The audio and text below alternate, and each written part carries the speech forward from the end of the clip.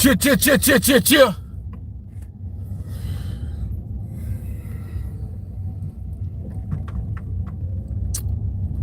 Driving over here to the spot.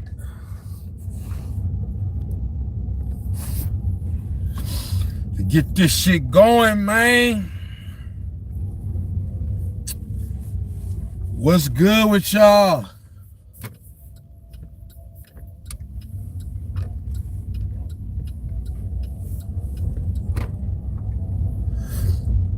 What y'all on, gang?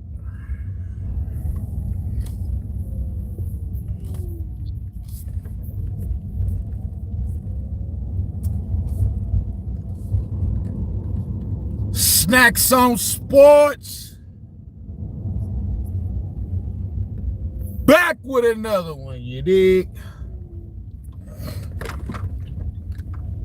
My bad, y'all. I'm gonna get the show started right now. I'm just trying to drive over here and get to the spot, man. Get to my little spot where I got a little bit more lighting over here. You know what I'm saying? But yeah, though, Snax on Sportz, man. I'm back with another one. You dig? We finna talk about this couple little things that came through. You know what I'm saying, on a pass through on the timeline today.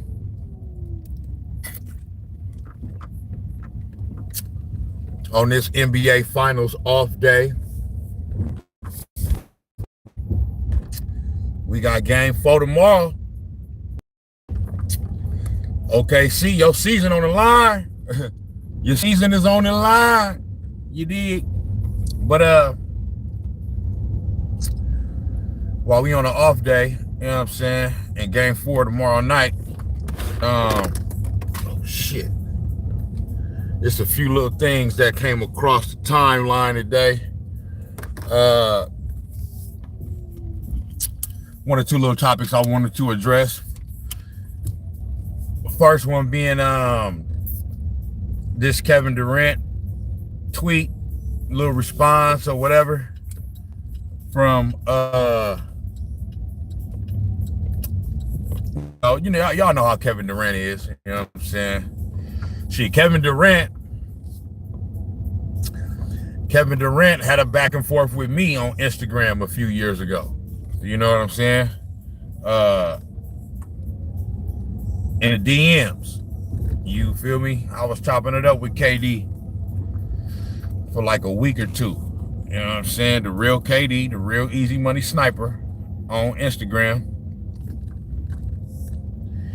He blocked me though. He blocked me now because, you know what I mean, I probably said some shit to him that I probably shouldn't have said. You know what I'm saying? So he blocked me. Ain't no big deal. I ain't tripping. But y'all know KD is good for, you know what I mean, what they call it, clapping back at you know, at fans, you know what I mean? You know, and internet trolls or just those that's online, you know what I'm saying, trying to you know, get up under his skin or just, you know, just tell him about himself. Y'all know how it is nowadays on the internet, man. To where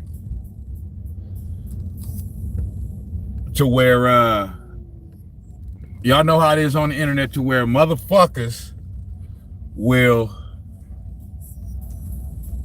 just say a whole bunch of, you know what I mean? It's the internet. So it's a whole bunch of gangsters on the internet. Motherfucker gonna say a whole bunch of fuck shit to try to get up under your skin. But this particular one that I'm getting ready to talk about, it wasn't no fuck shit or nothing like that. It was just somebody just keeping it all the way 100. You know what I'm saying?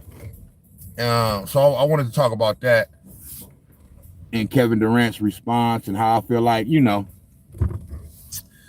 how I feel like it's just more proof that, you know what I mean,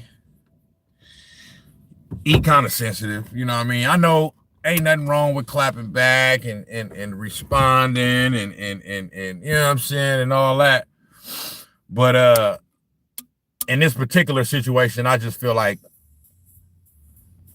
it ain't really no need for it, bro. You know what I'm saying?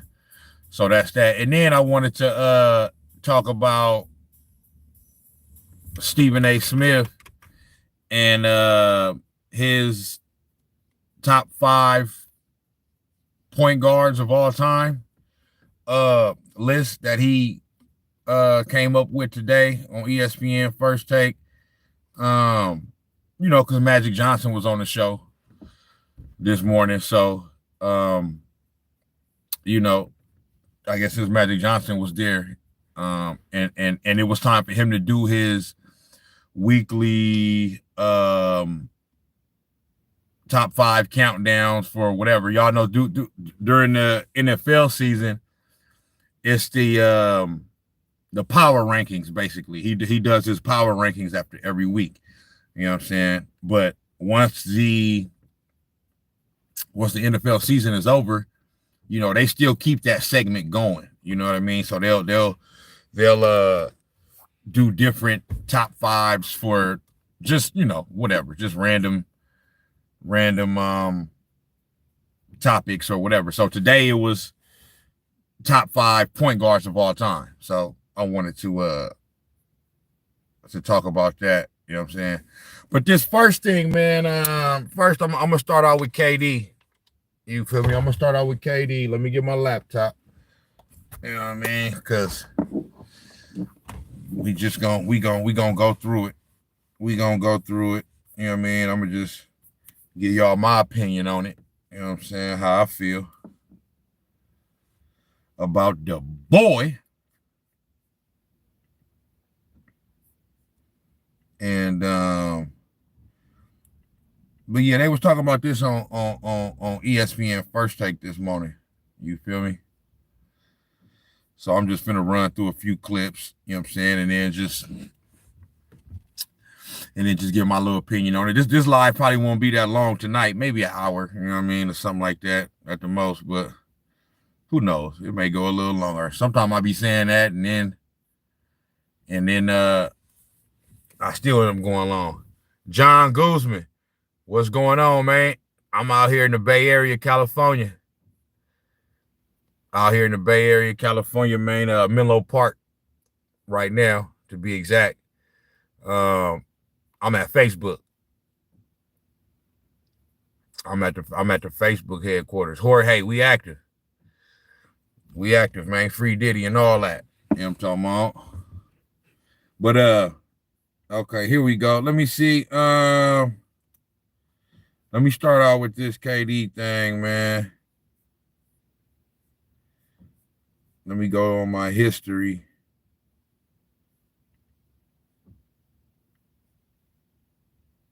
History.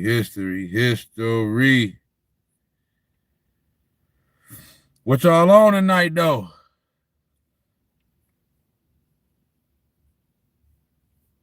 Here we go, right here. Here go one of them.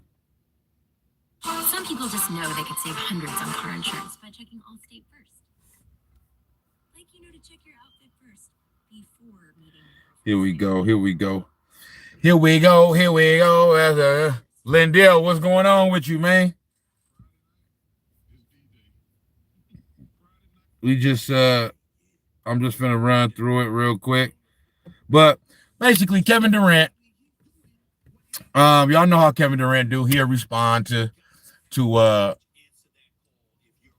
fans online and for everybody that's in the chat right now. You know what I'm saying? I was just saying how me and Kevin Durant had our own little back and forth a few years back. You know what I'm saying, on Instagram, in the DMs. You know what I'm saying? I was chopping it up with him for about a week and a half, 2 weeks. You feel me? And it was cool. He responded, you know, 2 or 3 times or whatever. And then but he blocked me now though, because you know, I probably said some shit I probably shouldn't have said, or asked him something I probably shouldn't have asked him. And he kindly blocked me. But it's all good. I ain't tripping off that. But yeah, Kevin Durant, here we go right here. Here we go right here. And I'm still going. Here we go right here. Second year player. Ex fan cut. The whole season, he was making that in the game. So he looked like Right, well, more of the finals. Here we go right here. This week on X, a fan caught Katie's attention with this post. What have you done since leaving Brooklyn? It was a failure. Phoenix currently is a failure, and you're about to jump ship to the next best available team. Laugh out loud. Katie replied, All-Stars, 50, 40, 90, All-NBA, efficient buckets. I also got a career-high assist 1 year, hit 30K points, won a couple Olympic golds, MVPs. What a career, and I'm still going. I lived my life earlier on First Take. Oh, no, we're not going to play that sound, but earlier on First Take, Magic Johnson addressed it. I just... All right, so before I play a little, play the rest of that, I just want to give my take on his response, right? So first things first.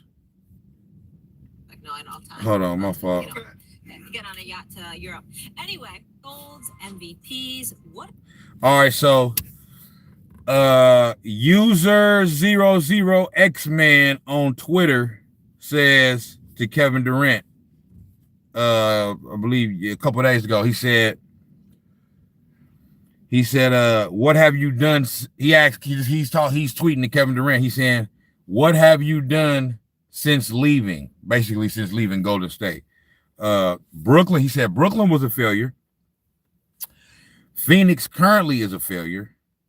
And then it says, and then you're about to jump ship to the next best available team. Laugh out loud. And then Kevin Durant responds by saying, All-Stars, 50, 40, 90. I'm all NBA, efficient buckets, brother. I also got a career high assist 1 year. I hit 30K points, won a couple Olympic golds and MVPs. I'm talking about finals MVPs. What a career, and I'm still going. I love my life. Then with laughing emojis, right?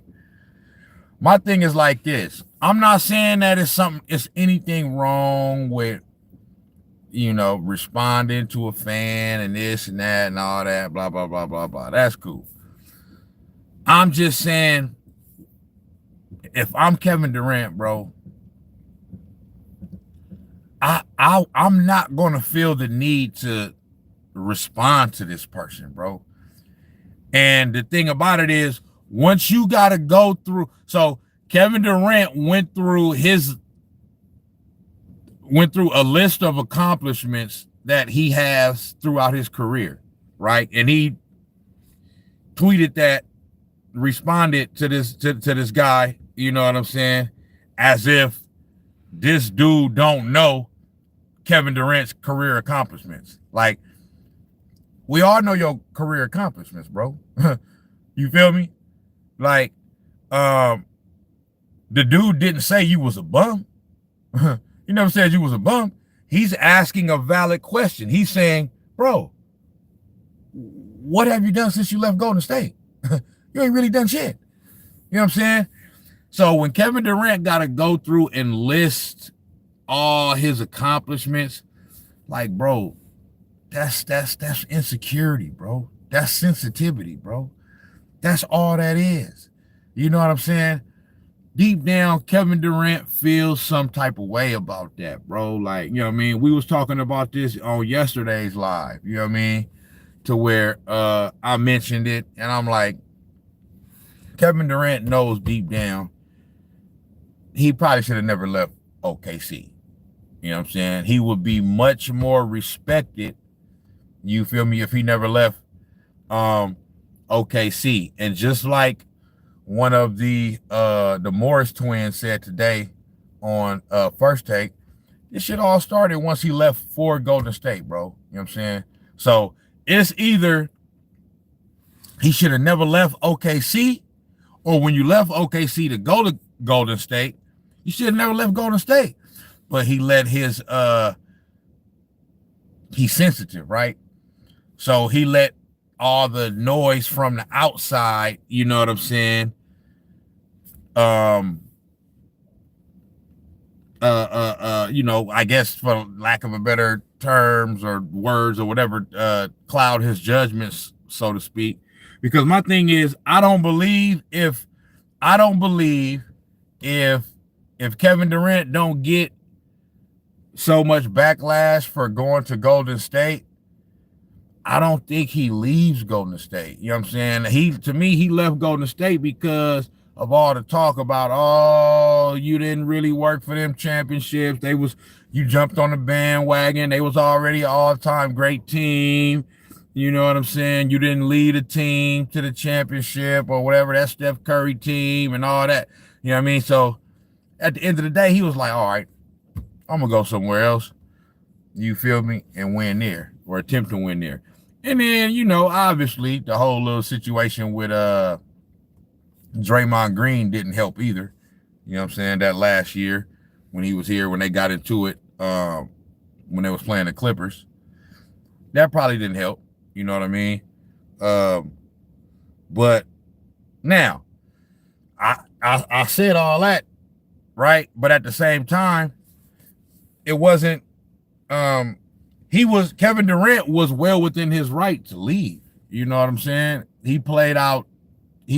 Kevin Durant played out 2 contracts in OKC. His rookie contract, and then he signed another contract. You know what I mean?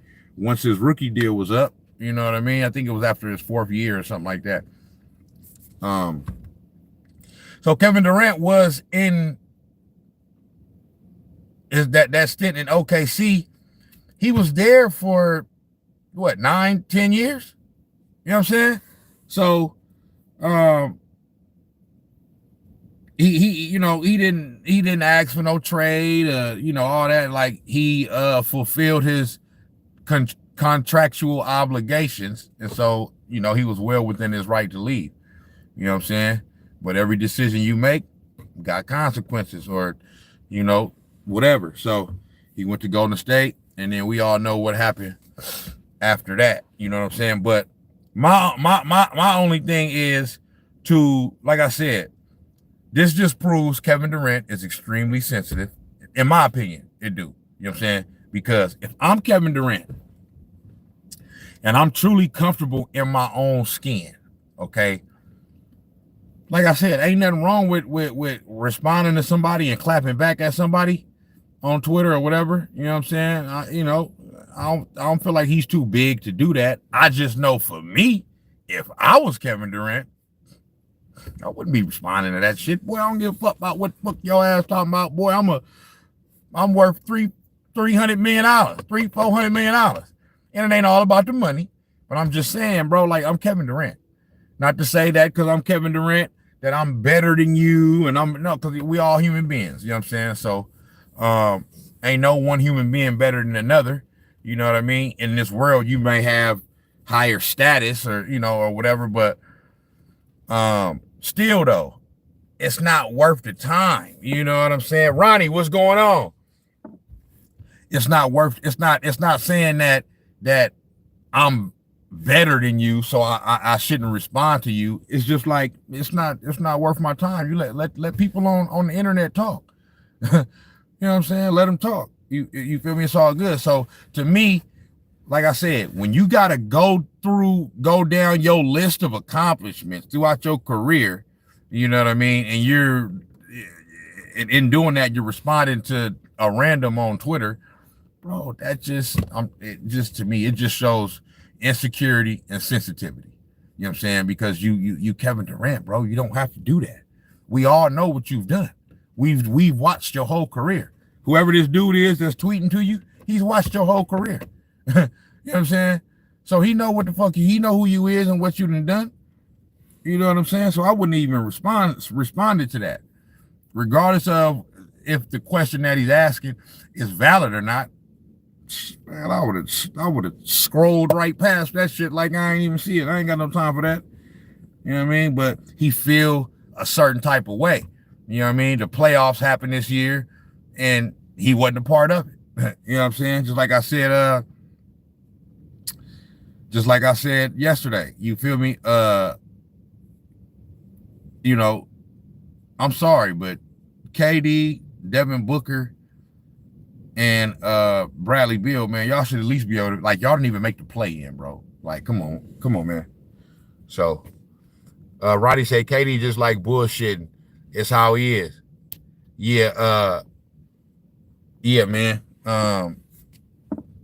You know, KD just, he feel a certain type of way, man, because he know he don't understand, bro, that people could see through all that shit. Like when you gotta, that's like when you got a rapper going against like Rick Ross do that shit a lot.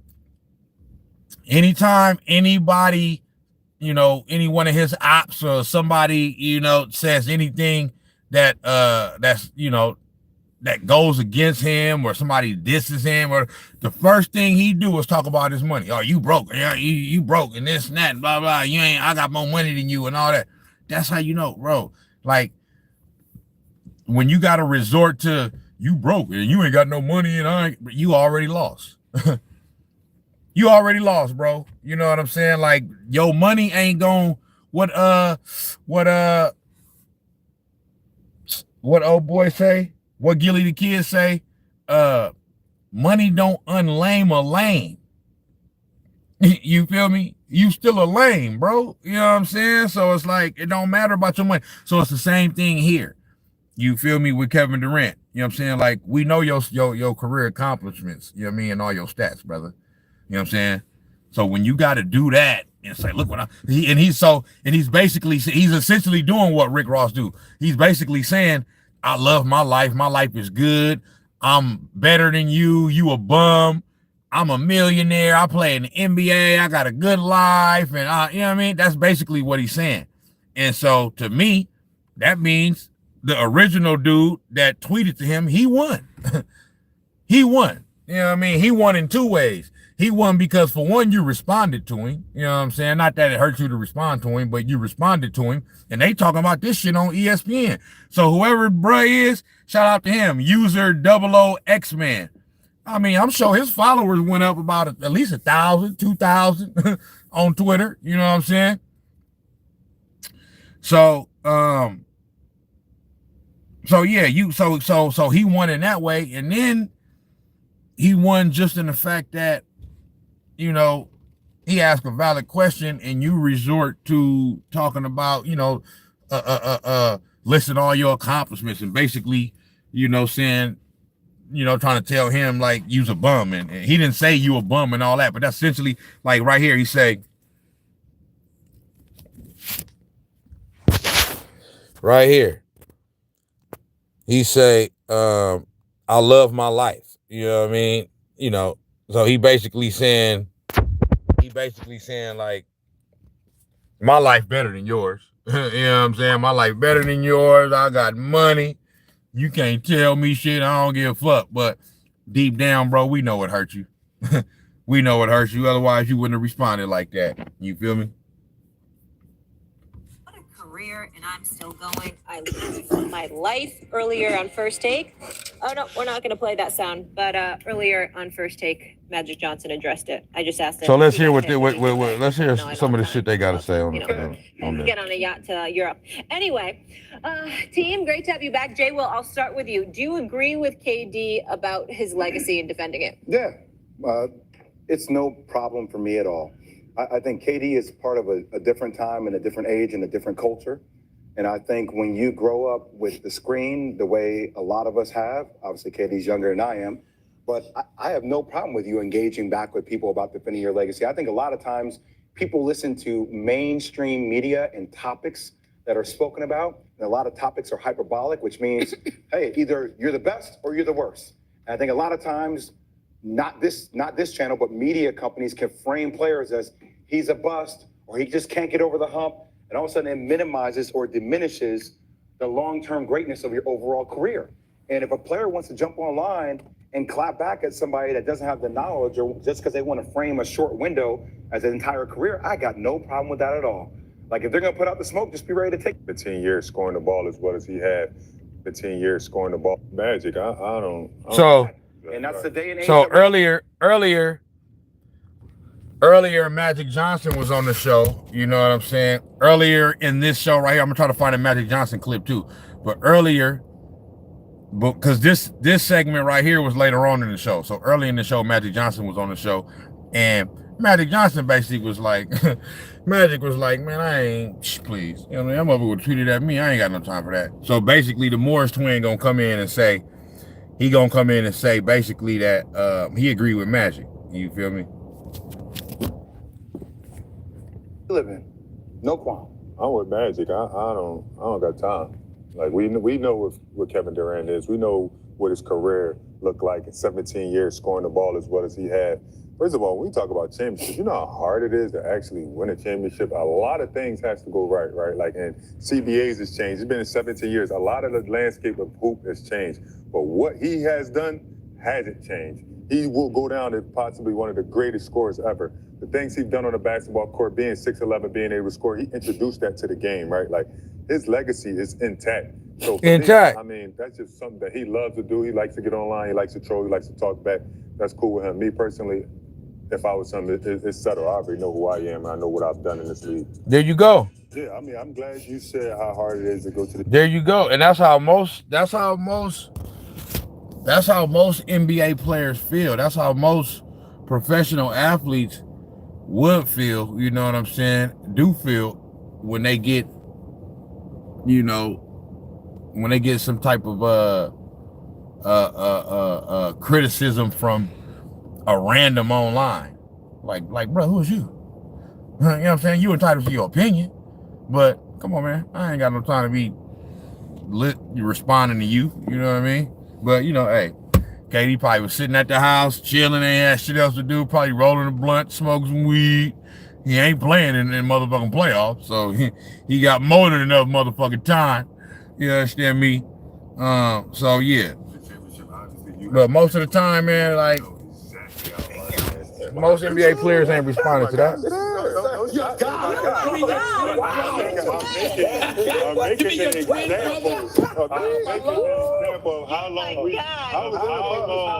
I'm making an example of how long we've been to the league. I'm the voice inside your head. And while you're typically athletic. Fuck these commercials. You're pathetic.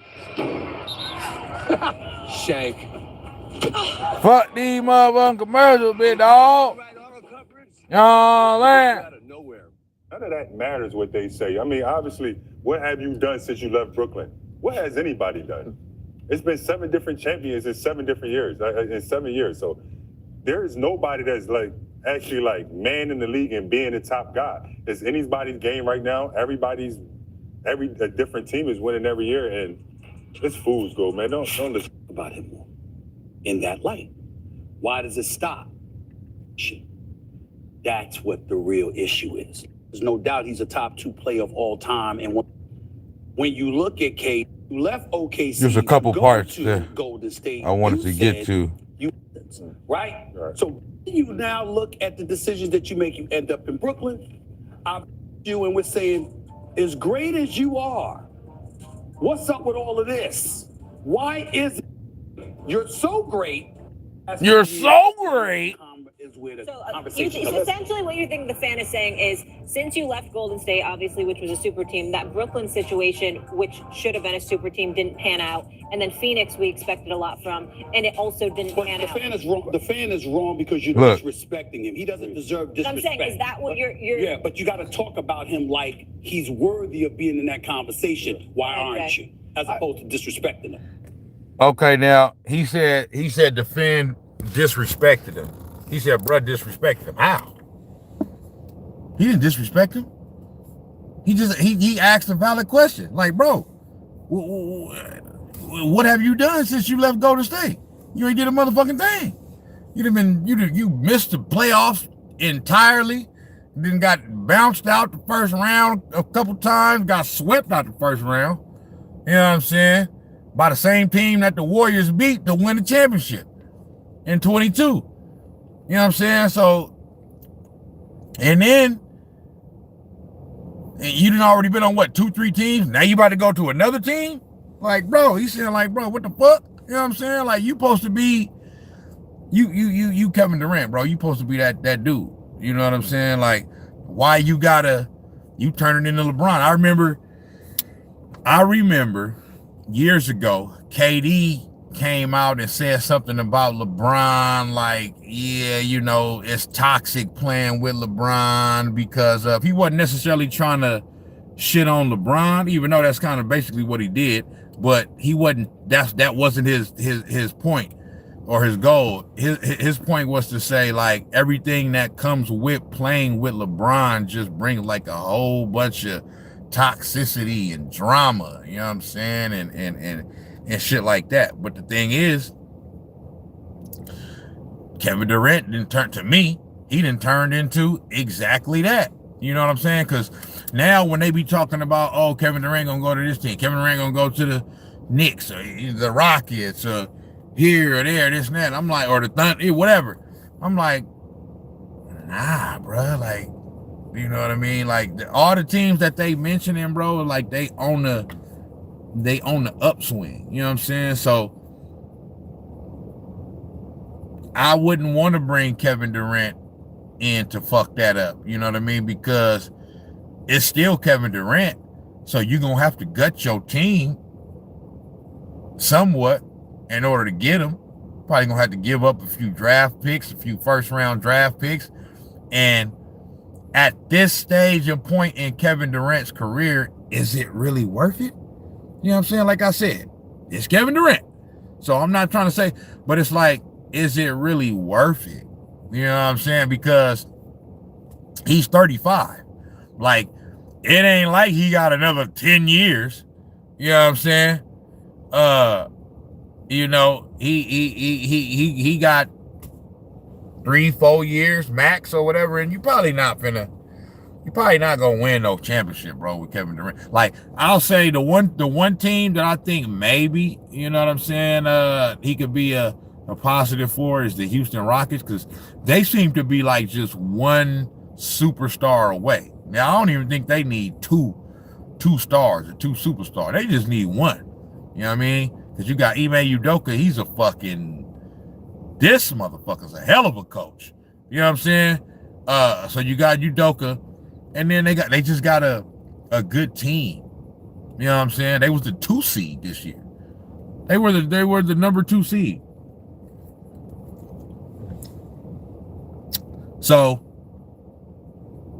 but still, if you trade Kevin Durant to the Houston Rockets, you're gonna have to give up, like, you're gonna have to give up some shit. You're gonna have to give up at least either Sengun or Jalen Green. Maybe not both, but you're gonna have to probably give up one of them. A few more of them role players, and some draft picks. You feel me? So I just don't know if it's worth it, but as far as like maybe a few years back, but right now with Kevin Durant being 35, you know what I mean, probably only having a solid 2 or 3 good years left. You know what I mean? Barring injury, like you finna throw away your next 10 years for 2 or 3. And then on top of that, I don't think that they would win a championship anyway. You know what I mean? Because to me, it don't seem like Kevin Durant's impact on winning is what it once was. I mean, all you gotta do is look at this year. I know, you know, he's been in and out the lineup a little bit and hurt. That's another thing. You know what I'm saying? Kevin Durant, he get banged up a little bit every here and there, especially later on in his career. You know what I'm saying? But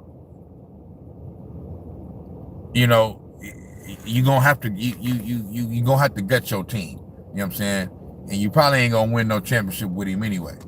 So I would just thug it out, you know what I mean, and just keep going with the team that I got and keep getting better that way. You know what I'm saying? That's just me. You feel me? But Stephen A talking about the fan, not external. What's going on? NL credits forever say, what car you got? Oh, I'm sitting in a little this is a rental car. I'm in the a Chevrolet Bolt EV, EUV. You know what I'm saying? The EUV, you know what I'm talking about? All electric out this bitch. You feel me? But yeah, Stephen A talk about he didn't disrespect him. You know what I'm saying? He didn't disrespect him at all. What's going on with my guy Rex Hep? You know what I'm talking about? Shout out to everybody in the chat, man. Give your boy a like one time. You did. I just sometimes think it gets looked over or glossed over. This motherfucker right here, Jay Will, this motherfucker don't know what the fuck. This nigga be flip-flopping all the time, man. A double-talking son of a bitch. Egghead ass motherfucker. 12 instead of 13, he probably won the championship. And same with LeBron. If you want to go back to Ray Allen making the shot, there's a lot of things that. Oh, wait, hold on. Yeah, this nigga said some dumb shit. End up in this conversation. And if KD went size 12 instead of 13. Okay, watch this. When you think about everything aligning right, like there is a huge element of luck. Yes. For Steph Curry to end up in this conversation. And if KD. Now, listen to that shit right there. What this idiot just motherfucking said. Okay. This motherfucker said it's a lot of luck. Hold on. Let me get it word for word. I just sometimes think it gets looked over or glossed over when you think about everything aligning right. Like there is a huge element of luck. Yes. For Steph Curry to end up in this conversation. This nigga said there's a huge element of luck for Steph Curry when it comes to entering the conversation about, you know, the greatest players of this era type shit, right? And I'm just like,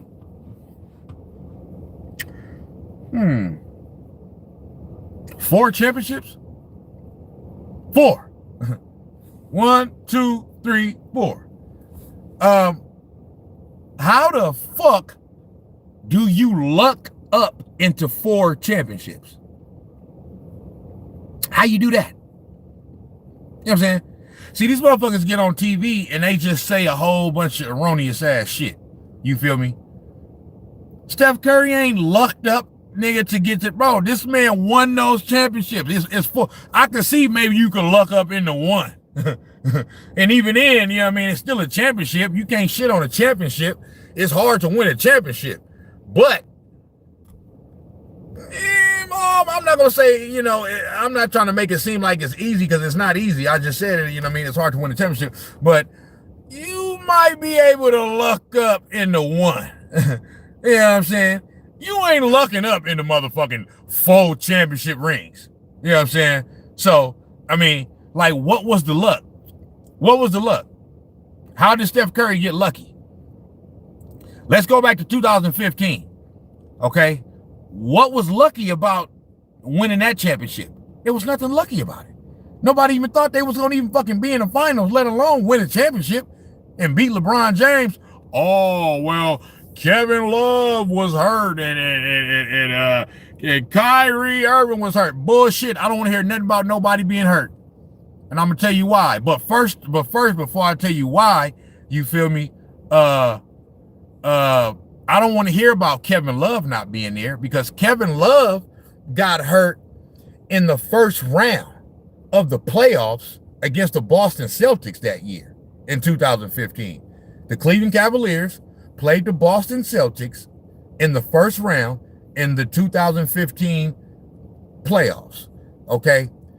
Kevin Love dislocated his shoulder and was out for the rest of the playoffs. That happened that happened in the first round. So that means they had to continue on in that series, win that series.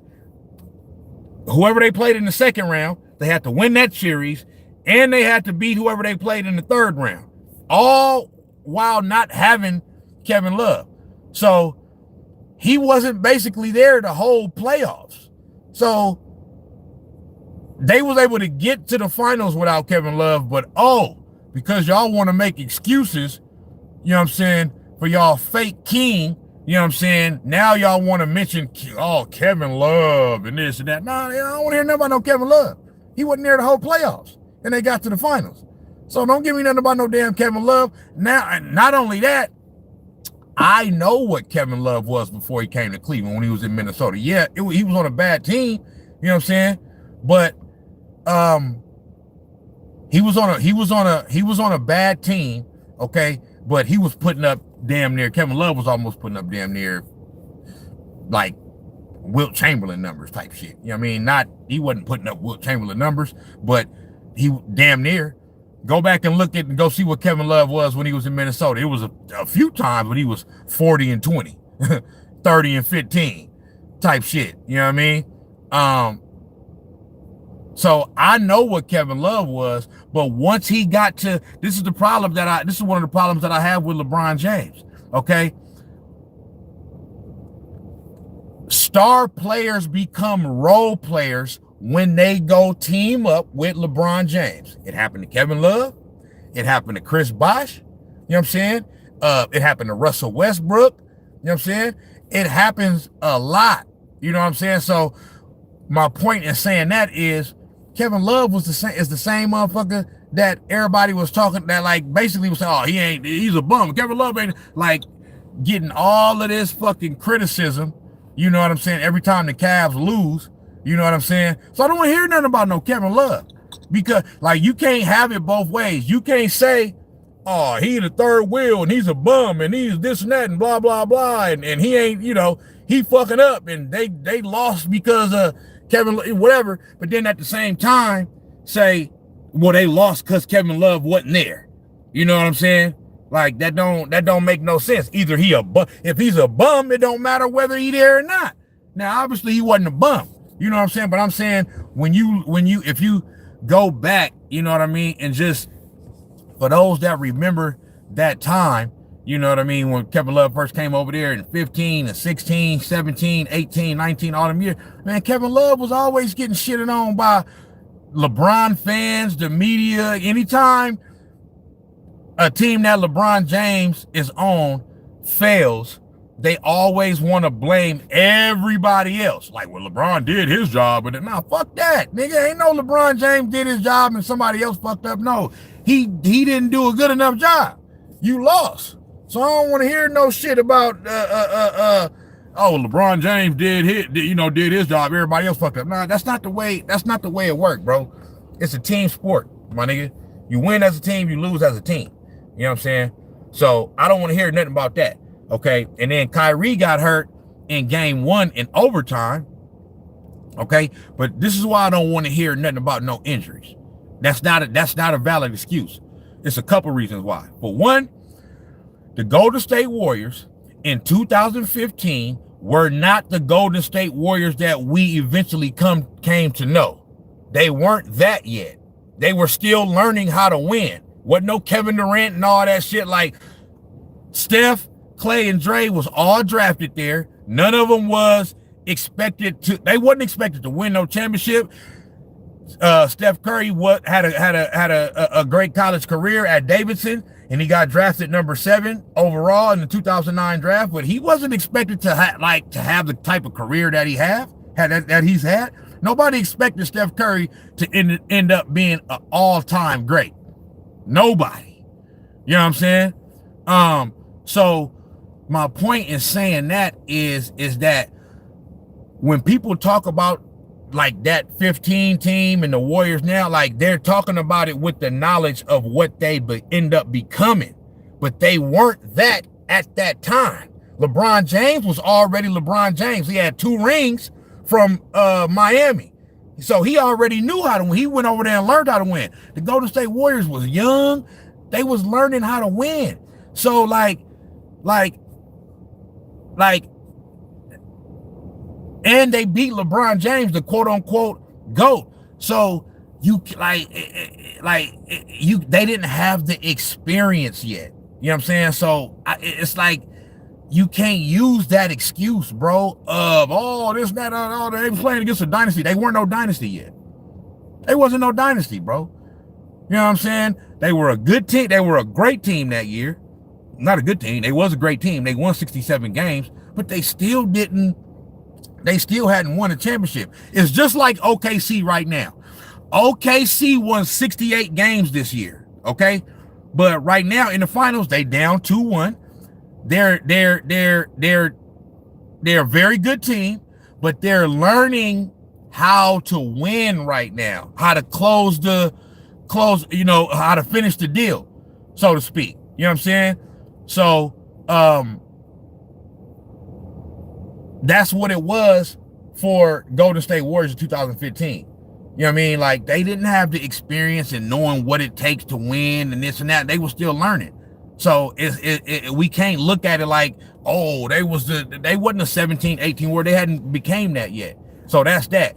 Last reason, okay, was because in 2016, that next year, when they end up losing in the finals in Game 7, when Steph Curry had the greatest single season that I have ever seen any player have, even more than Michael Jordan. Michael Jordan is the greatest player of all time, but I'm talking about that one season in 2016.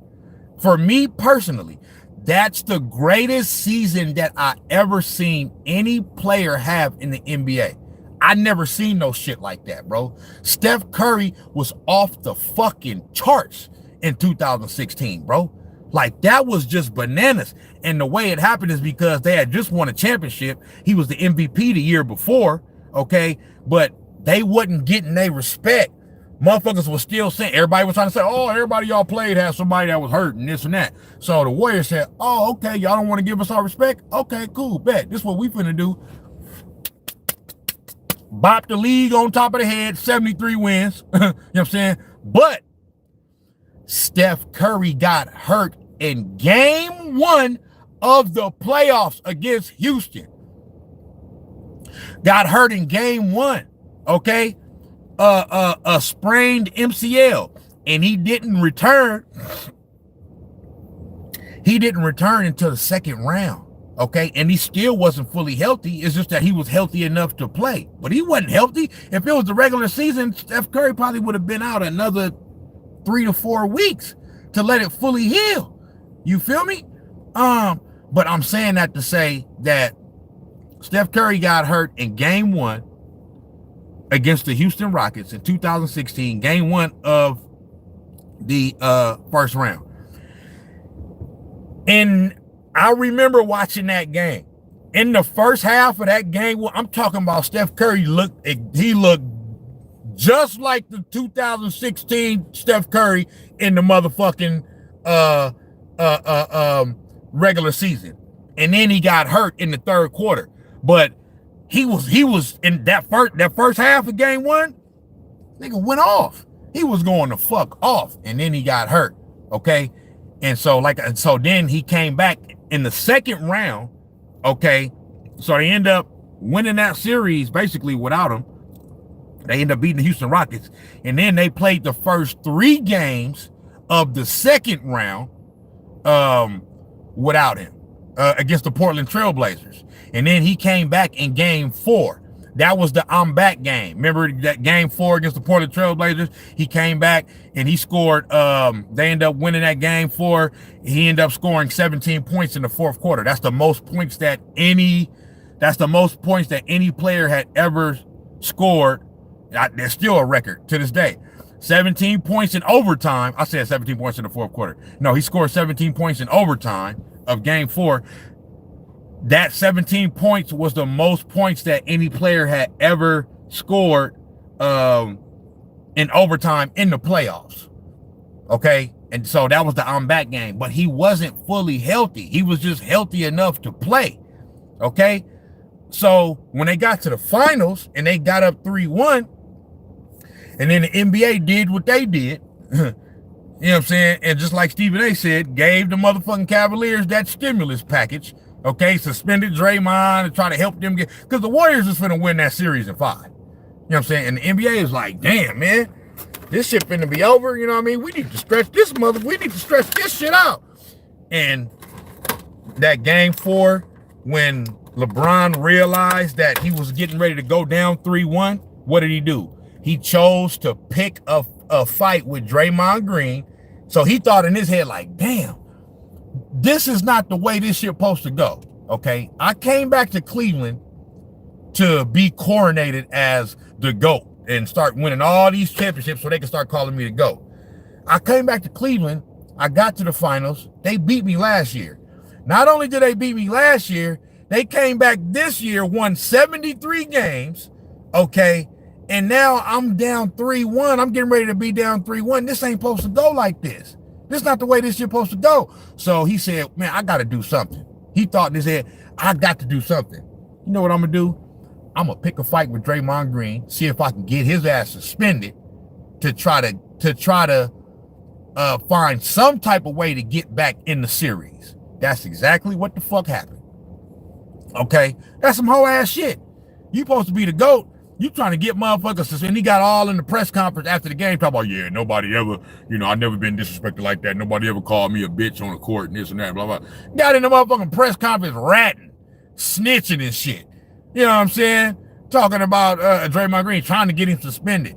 You, as a great player, as the GOAT, you supposed to want to beat your opponent at full strength. You ain't supposed to want no motherfucking to make it easy. Man, I need to get this nigga. I need to get somebody suspended, man. I need to get this nigga suspended. So because Draymond was our heart and soul, bro, on defense. You know what I'm saying? And that's exactly what happened. Game 5, back in Golden State, up 3-1. We could have closed it out. No Draymond Green. He across the motherfucking parking lot at the A's game with Bob Myers. They watching the fucking A's play. Okay, and what happened? Kyrie go for 41, LeBron go for 41. Okay, 3-2, now it's 3-2. They go back to Cleveland, you know what I'm saying? And we all know what happened from there. But if Draymond Green is there in game 5, I guarantee both LeBron and Kyrie, they both don't go for 41 points. You know what I'm saying? At all. You know what I'm saying? So the NBA suspending Draymond Green altered the momentum of that series. It just did. You know what I'm saying? It just did. So, but my point is saying is in game 7, when Steph Curry was being guarded by Kevin Love and he couldn't like shake him or get past him or whatever, you know what I mean? And everybody was like, oh, he couldn't even, Kevin Love locked him up and this and that, blah, blah. Kevin Love ain't locked him up. Steph Curry was hurt. He didn't have all his full lateral movements, okay? Because he was still hurt. So I'm saying all that to say, I don't want to hear no motherfucking excuses about somebody being hurt in the finals and all that, because when we lost in 2016, ain't nobody give Steph Curry a pass for not being healthy, for not being 100%.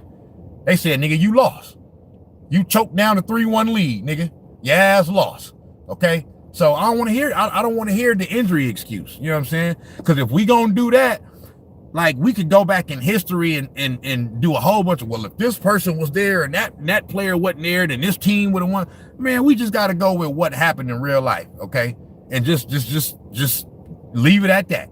So I don't want to hear nothing about no motherfucking, about no injuries or nothing like that. I done kind of got off track. I forgot why the fuck I was saying all that shit. You know what I'm saying? Because I'm talking about Kevin Durant right now. Let me see what y'all saying in the chat. My bad. I'm doing all this motherfucking talking.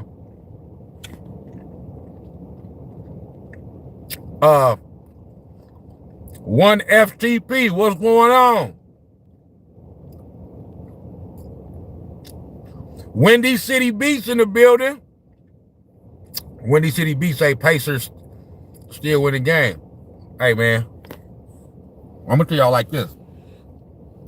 Everybody in the chat, give your boy a like one time. I'm gonna tell y'all like this. The Indiana, like I picked OKC to win the series, okay? But I want the Pacers to win.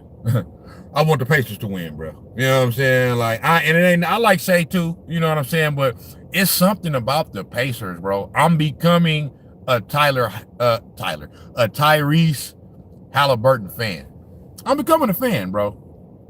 Like this dude is doing some special shit, and yeah, I want the Pacers to win, even though I originally picked the Thunder to win the series in 6 or 7. I'm undercover rooting for the Pacers, dog. I want the Pacers to win this shit. You know what I'm saying? I just want them to. I think it'd be dope. It'd be dope for OKC too, but you know what I mean? Ace 1900 say Curry won the same amount of rings than LeBron with less help. Come on. Come on. That ain't nothing but facts. I've been saying that, man. You preaching. I've been saying that. You know what I'm saying? To me, Steph Curry is this is Steph Curry's era. You feel me? When Jordan was running it, when nobody else getting shit. All type of motherfuckers got championships in the so-called quote-unquote LeBron era. KD got 4. KD got 2. Steph got 4. Kawhi got 2. Tim Duncan then won championships. Motherfucking Giannis and Jokic. I know LeBron didn't play them in the finals, but I'm saying this is supposed to be his era. You know what I mean? And you didn't premiere, like, you know what I mean? So all type of motherfuckers is winning championships. You know what I'm saying? So one FTP said Messi or Ronaldo. I can't call it. You know what I'm saying? I fuck with them both, but I ain't no soccer nigga, so I can't even really answer that one. I fuck with both of them though. You feel me? Jealous Sean Copeland says Ace 1900. Stop hating on LeBron. Oh, no. That's what we do on Snax on Sports. That's what we do. This is a pro-hate LeBron James podcast. Oh, yeah. It's going to be some LeBron James hating going on this shit off the top. That's what the fuck we do. You feel me? Windy City B said, if Pacers win, Hallie... They said if the Pacers win, Hallie could pipe my girl down. You know what I'm saying? Sizzle said facts, Jada. Come on now, you know I'm preaching, man. I don't do nothing but spit facts, man. Ace 1900 said only top 75 player Curry played with could three-peat. LeBron played with 15 top 75 and only have a... Bro, dog, LeBron done played with... And I know Kyrie ain't top 75. You probably should be, though. But LeBron done played with D-Wade. Is Chris Bosh top 75? I don't think so. But he didn't play with D-Wade, top 75. He didn't play with... Now, I know when he played with Shaq, that wasn't Shaq's prime, but he still played with him. He played with Shaq in Cleveland, top 75. He didn't play with Melo, top 75. Anthony Davis, top 75. Russell Westbrook, top 75. I know Luka ain't top 75 because he's so young, but come on now.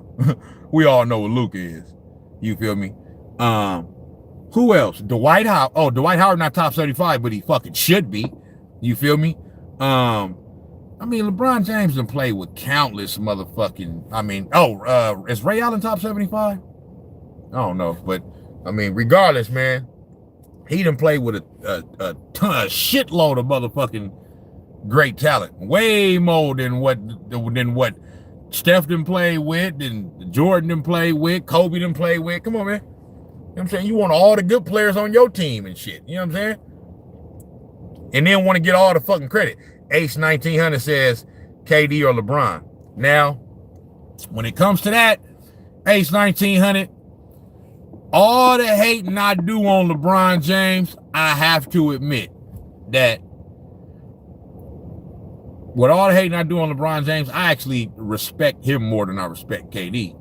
KD is just that's just fucking gutless. Now, I was happy because you came to my team, but come on, man, you was up 3-1 on the Warriors, didn't close the deal, got beat, and then went to go join the motherfuckers. You know what I'm saying? Like, come on, man. So I got more respect for LeBron. You feel me? Because he has actually led teams to championships. You know what I'm saying? KD ain't led nobody to no championship. Then was Steph Curry team. When these city beats say, man, that game 4 was some bullshit. What game 4? You talking about what game 4? You talking about game 4 in 2016?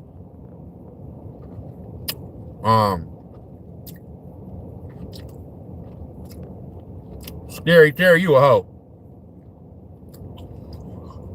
He won 1 ring, and that people don't even care about. Period, point blank.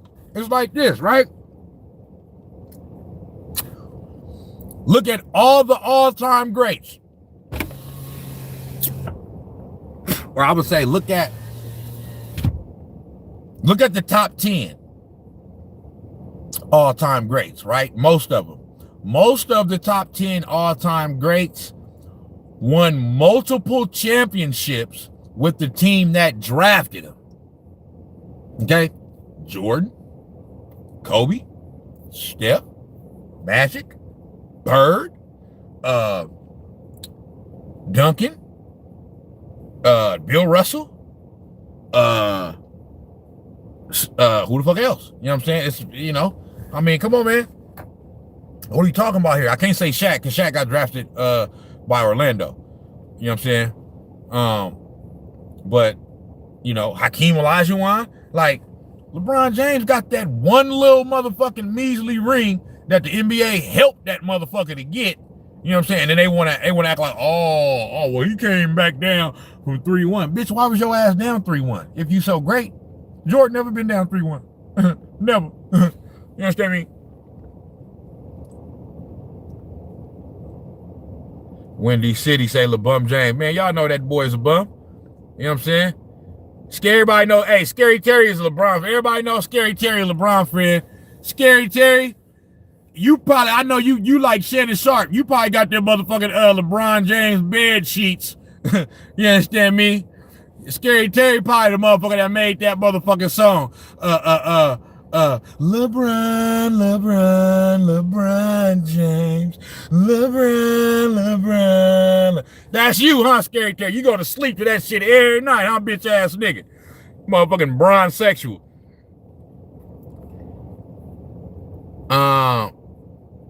Ace 1900 say, I believe he shouldn't even won the MVP.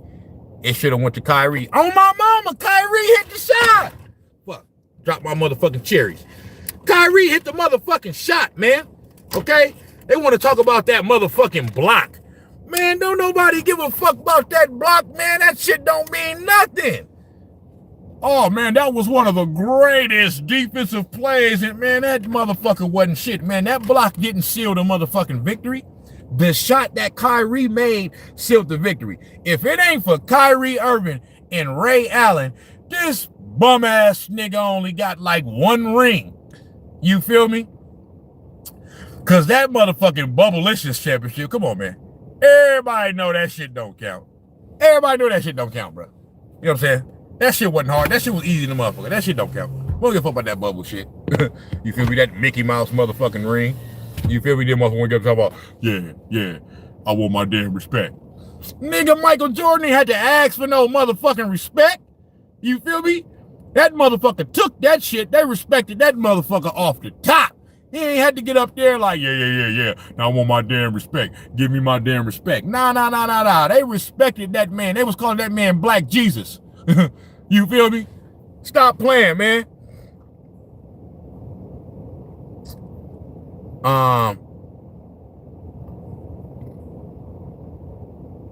Fred Chambers say, all I gotta say is Robert Horry got 7 rings. Dude, why do people say that? I've been posting shorts. I've been taking different clips from some of my past live episodes, okay? And one of the ones that I did today, early this morning, was from a live I did like maybe a month or so ago. And I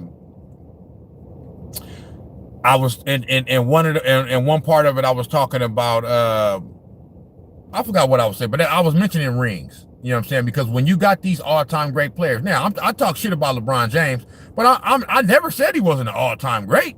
You know what I'm saying? I just think that he's not as great as everybody tries to say that he is. That's just my opinion. I'm entitled to my opinion. Okay. And so somebody had commented on my shorts because I was, and so when you got these all-time greats, they're all great, bro. From Kobe to Jordan to Bill Russell to LeBron to Steph to Hakeem to Shaq to Tim Duncan to Larry Bird to Magic Johnson.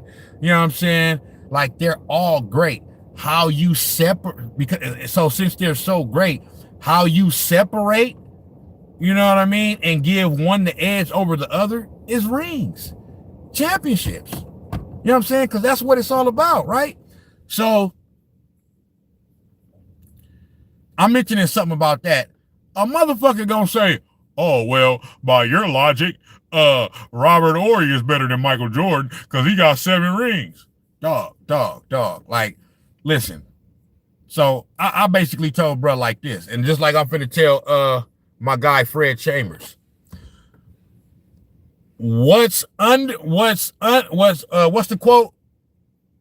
What's understood don't have to be said, bro. Meaning, we're talking about all-time great players that led teams to championships. So stop bringing up this fucking Robert Horry shit, bro. Everybody know Robert Horry was a role player. Robert Horry don't have no now. Robert Horry, one of the most clutchest players of all time. I'm not taking away nothing from Robert Horry. Great player, good player for his career, had a great career. Big shot Bob, one of the most clutchest shooters, you know what I'm saying, in NBA playoff history. That cannot be disputed. We understand that.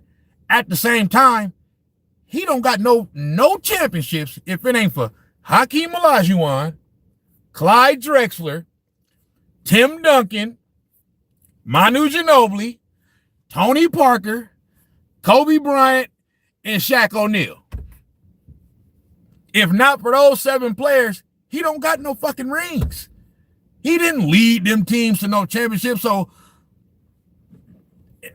what's understood don't have to be said, bro. Like, we understand Robert Horry got 7 rings. We talking about players that led teams to championships. Robert Horry was a role player. Okay? He just happened to be fortunate enough to find himself on teams that were always contending for championships. And for the most part, every team that he was, so he got 7 rings. I wonder if, I'm trying to think, how did he ever lose the finals? You know what I'm saying? But at the end of the day, bro, Robert Horry's a role player, bro. So, like, when motherfucker get to saying that shit, talking about, oh, man, Robert Horry, blah, blah, blah. Come on, man. Y'all, like, stop that shit, bro. Like, y'all know the difference, man. Y'all not stupid. So, you know what I mean? The whole Robert Horry thing, hit the fucking pike.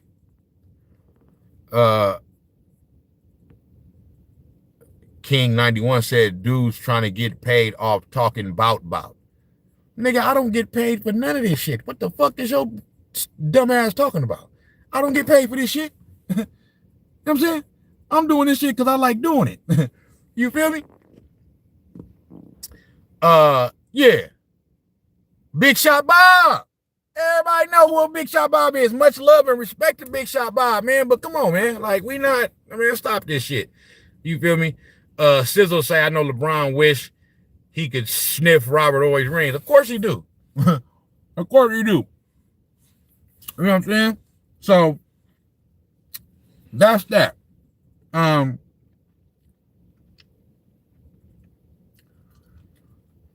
So like I said, I can go off on a tangent talking about LeBron James. You know what I'm saying? But the whole thing is, when it comes to Kevin Durant, okay,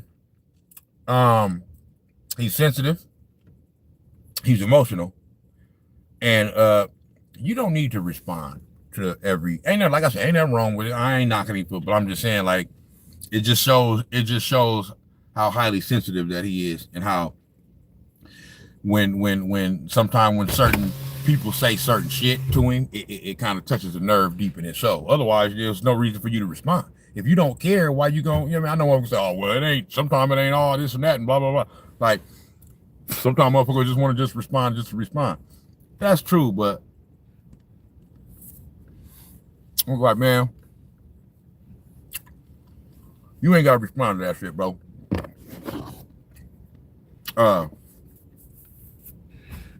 Man, y'all remind me why the fuck I was saying that, man. Why the fuck I was, oh, okay, so I was talking about, I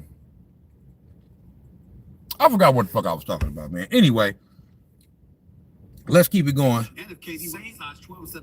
Oh, yeah. Oh, that's what I was saying. Because this bum-ass motherfucking Jay Williams is going to sit up there and say that he gonna sit up here and say that Steph Curry lucked up into the position that he got. I'm like, bro, how you luck up into 4 championships? How you do that? you luck up into 4 championships? Like, you sound like a flaming fucking idiot by saying some shit like that. You sound like a dumb, stupid, ignorant son of a bitch. You feel me? Stephen Ellsworth says, to me, the greatest is Wilt Chamberlain. I ain't mad at that. You know what I mean? Jordan is my GOAT, but you know what I mean? I'm not mad at I'm not mad at that, bro. You know what I'm saying? Wilt Chamberlain was a great player, all-time great player. You feel me? But so 15, so Steph Curry didn't luck up into that shit in 15. They won that. You know what I mean? It wasn't luck, you know what I mean, because Kyrie and Kevin Love wasn't there. This was a Golden State Warriors team without Kevin Durant that did not, they was learning how to win. They was the exact equivalent to what the OKC Thunder is right now.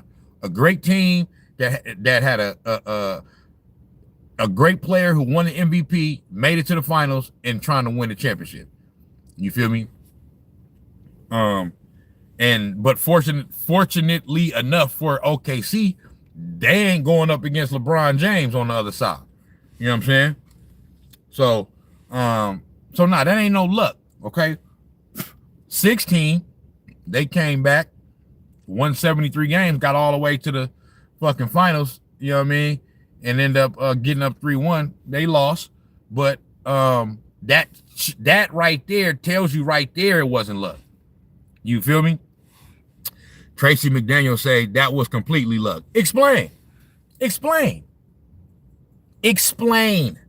Even if you say Tracy McDaniels that 2015 was luck, it wasn't. But even if you say that, okay, explain 73-9 and getting up 3-1 and barely losing the motherfucking finals. If it wasn't for the NBA giving LeBron James that stimulus package. Explain to me that. Explain to me 2017 and 2018. You feel me? Okay, Tracy McDonald's. You must have just entered the chat. You know what I'm saying? And it's all good. Shout out to you for being in the building, Tracy McDaniels. You know what I'm saying? Shout out to you for tapping in with your boy. Much love. You know what I'm saying? You ain't had to be here, but you're here. You know what I'm saying? I'll fuck with you for that. But I'm saying this. You must have just got up in the chat. I just got through explaining that I don't want to hear nothing about anybody being hurt because Steph Curry was hurt in the 2016 finals. So, okay, that was luck then. Okay, if that was luck, if it was luck that the Warriors won in 2015, it was luck that the Cavaliers won in 2016. Why? Steph Curry was hurt. Andrew Bogut got hurt in that series, okay, and couldn't play fucking Game 7. Andre Iguodala got banged up. So if we gonna talk about injuries and all that, like I said, bro, we could go across every sport. We can go across baseball, football, basketball, hockey. We can say that there was this such and such team wouldn't have won it if somebody was there. This person wasn't hurt. And this, man, we could, man, if that's the case, man, we will change the whole history of sports then. If that's the case, nah, bro, we got to go with what happened. You feel me? But Tracy McDaniels. Tracy McDaniels says, you only speaking about 15. Granted, I give you that. I'm saying though, if it's luck in 2015, they're not going to be able to continue going on and doing what they did in those next few years. If it was luck. If it was luck, they get that one championship and then they go away. That don't mean they become a bum ass team, but they don't win no more championships if it's luck. Okay? So I'm just saying, to me, that don't make no sense, bro. You know what I'm saying? It doesn't make any sense to say, well, that first one was luck, but the rest of them wasn't luck. Like, you can't luck up into 4 championships, bro. You know what I'm saying? That's like saying, oh, Tom Brady lucked up into 7 championships. How, nigga? You feel me? 7? Like I said, maybe 1. If you win 1 championship and you don't win no more, you know what I'm saying? You can say, oh, man, them niggas, they got lucky on that one. You know what I'm saying? Like, they ain't win no more. Bro, they won again in 17, won again in 18. KD left, okay? everybody thought it was over for the Warriors, Steph Curry said, hold my motherfucking beer, okay? And went and beat the same team in 2022 that swept Kevin Durant out of the first round. Like, so that proves that ain't no luck, bruh. Ain't no luck. You know what I'm saying? This all hard work and dedication, bruh. You feel me? Now, if you want to say in winning a championship, because I've heard players say this, and I kind of believe, like, if you want to say that in winning a championship, you got to have a little luck to fall your way to win a championship. Okay, I'll give you that. But the reason why I'll give you that, because you got to say that about every championship team that ever won then. Every fucking championship team that ever won the championship in any fucking sport, you have to say that along the way, they had some type of luck somewhere, you know what I mean, for them to get to that point. You know what I'm saying? So the whole luck thing, listen, it crushed me that the Warriors lost in 2016, okay? I'm a born and raised diehard Golden State Warriors fan from the Billy Owens days. Tyrone Hill. I mean, Tyrone, is it Tyrone Hill? Yeah, Tyrone Hill. Chris Mullin, Latrell Sprewell, Sarunas Marciulionis, Tim Hardaway, Chris Webber. You know what I'm saying? I'm from that Warriors era. But I'm okay with saying, all right, the Cleveland Cavaliers beat us in 2016. You know what I'm saying? But if I'm going to say that, y'all got to give me that the Warriors did what they did for the rest of them championships. Because if y'all don't give me that, then I'm going to say, okay, well, it was luck for them niggas in 2016. Because Steph was hurt, Bogut got hurt, and Iguodala got hurt. And Draymond Green got suspended for a game. So if we're going to do the luck thing, bro, like everybody could come up with excuses. You feel me?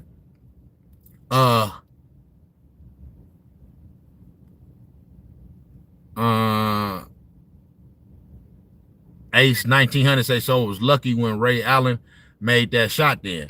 You know what I'm saying? Come on. If we talking about luck, then that was luck. You know what I'm saying? Because, like, look what had to happen, bro. LeBron James threw up a fucking brick. You know what I'm saying? Tim Duncan wasn't in the game.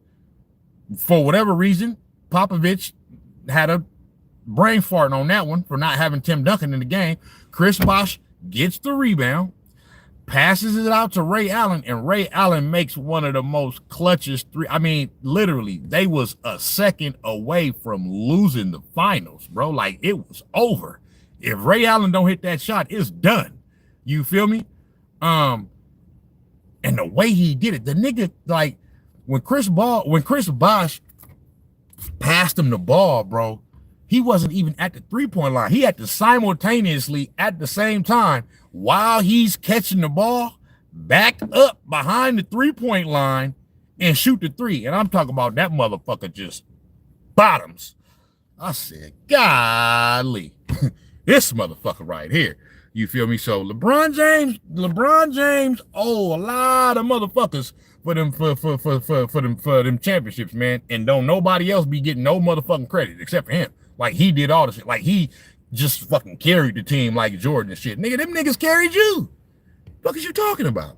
You know what I'm saying? So, yeah, I totally disagree with Jay Will talking about Steph Curry lucked up into the position that he in and all that. Boy, fuck your dumb ass talking about. Okay? When the champion, and same with LeBron. If you want to go back to Ray Allen making the shot, like, there's a lot. Look, hey, Ace 1900. Hope you still in the building, cause you's a motherfucking prophet. Ace 1900, you a prophet, big dog. Watch this. Watch this. What you just said, Brody just said. A lot of things that sometimes happen that end up in this conversation. And if it gets looked over or glossed over, when you think about everything aligning right, like, there is a huge element of luck. Yes. For Steph Curry to end up in this conversation. And if KD went size 12 instead of 13, he probably won the championship. And same with LeBron. If you want to go back to Ray Allen making the shot, like, there's a lot of things. See, You just said that. You just said that, Ace 1900, that so it was lucky when Ray Allen made that shot then. That's exactly what he said. You know what I'm saying?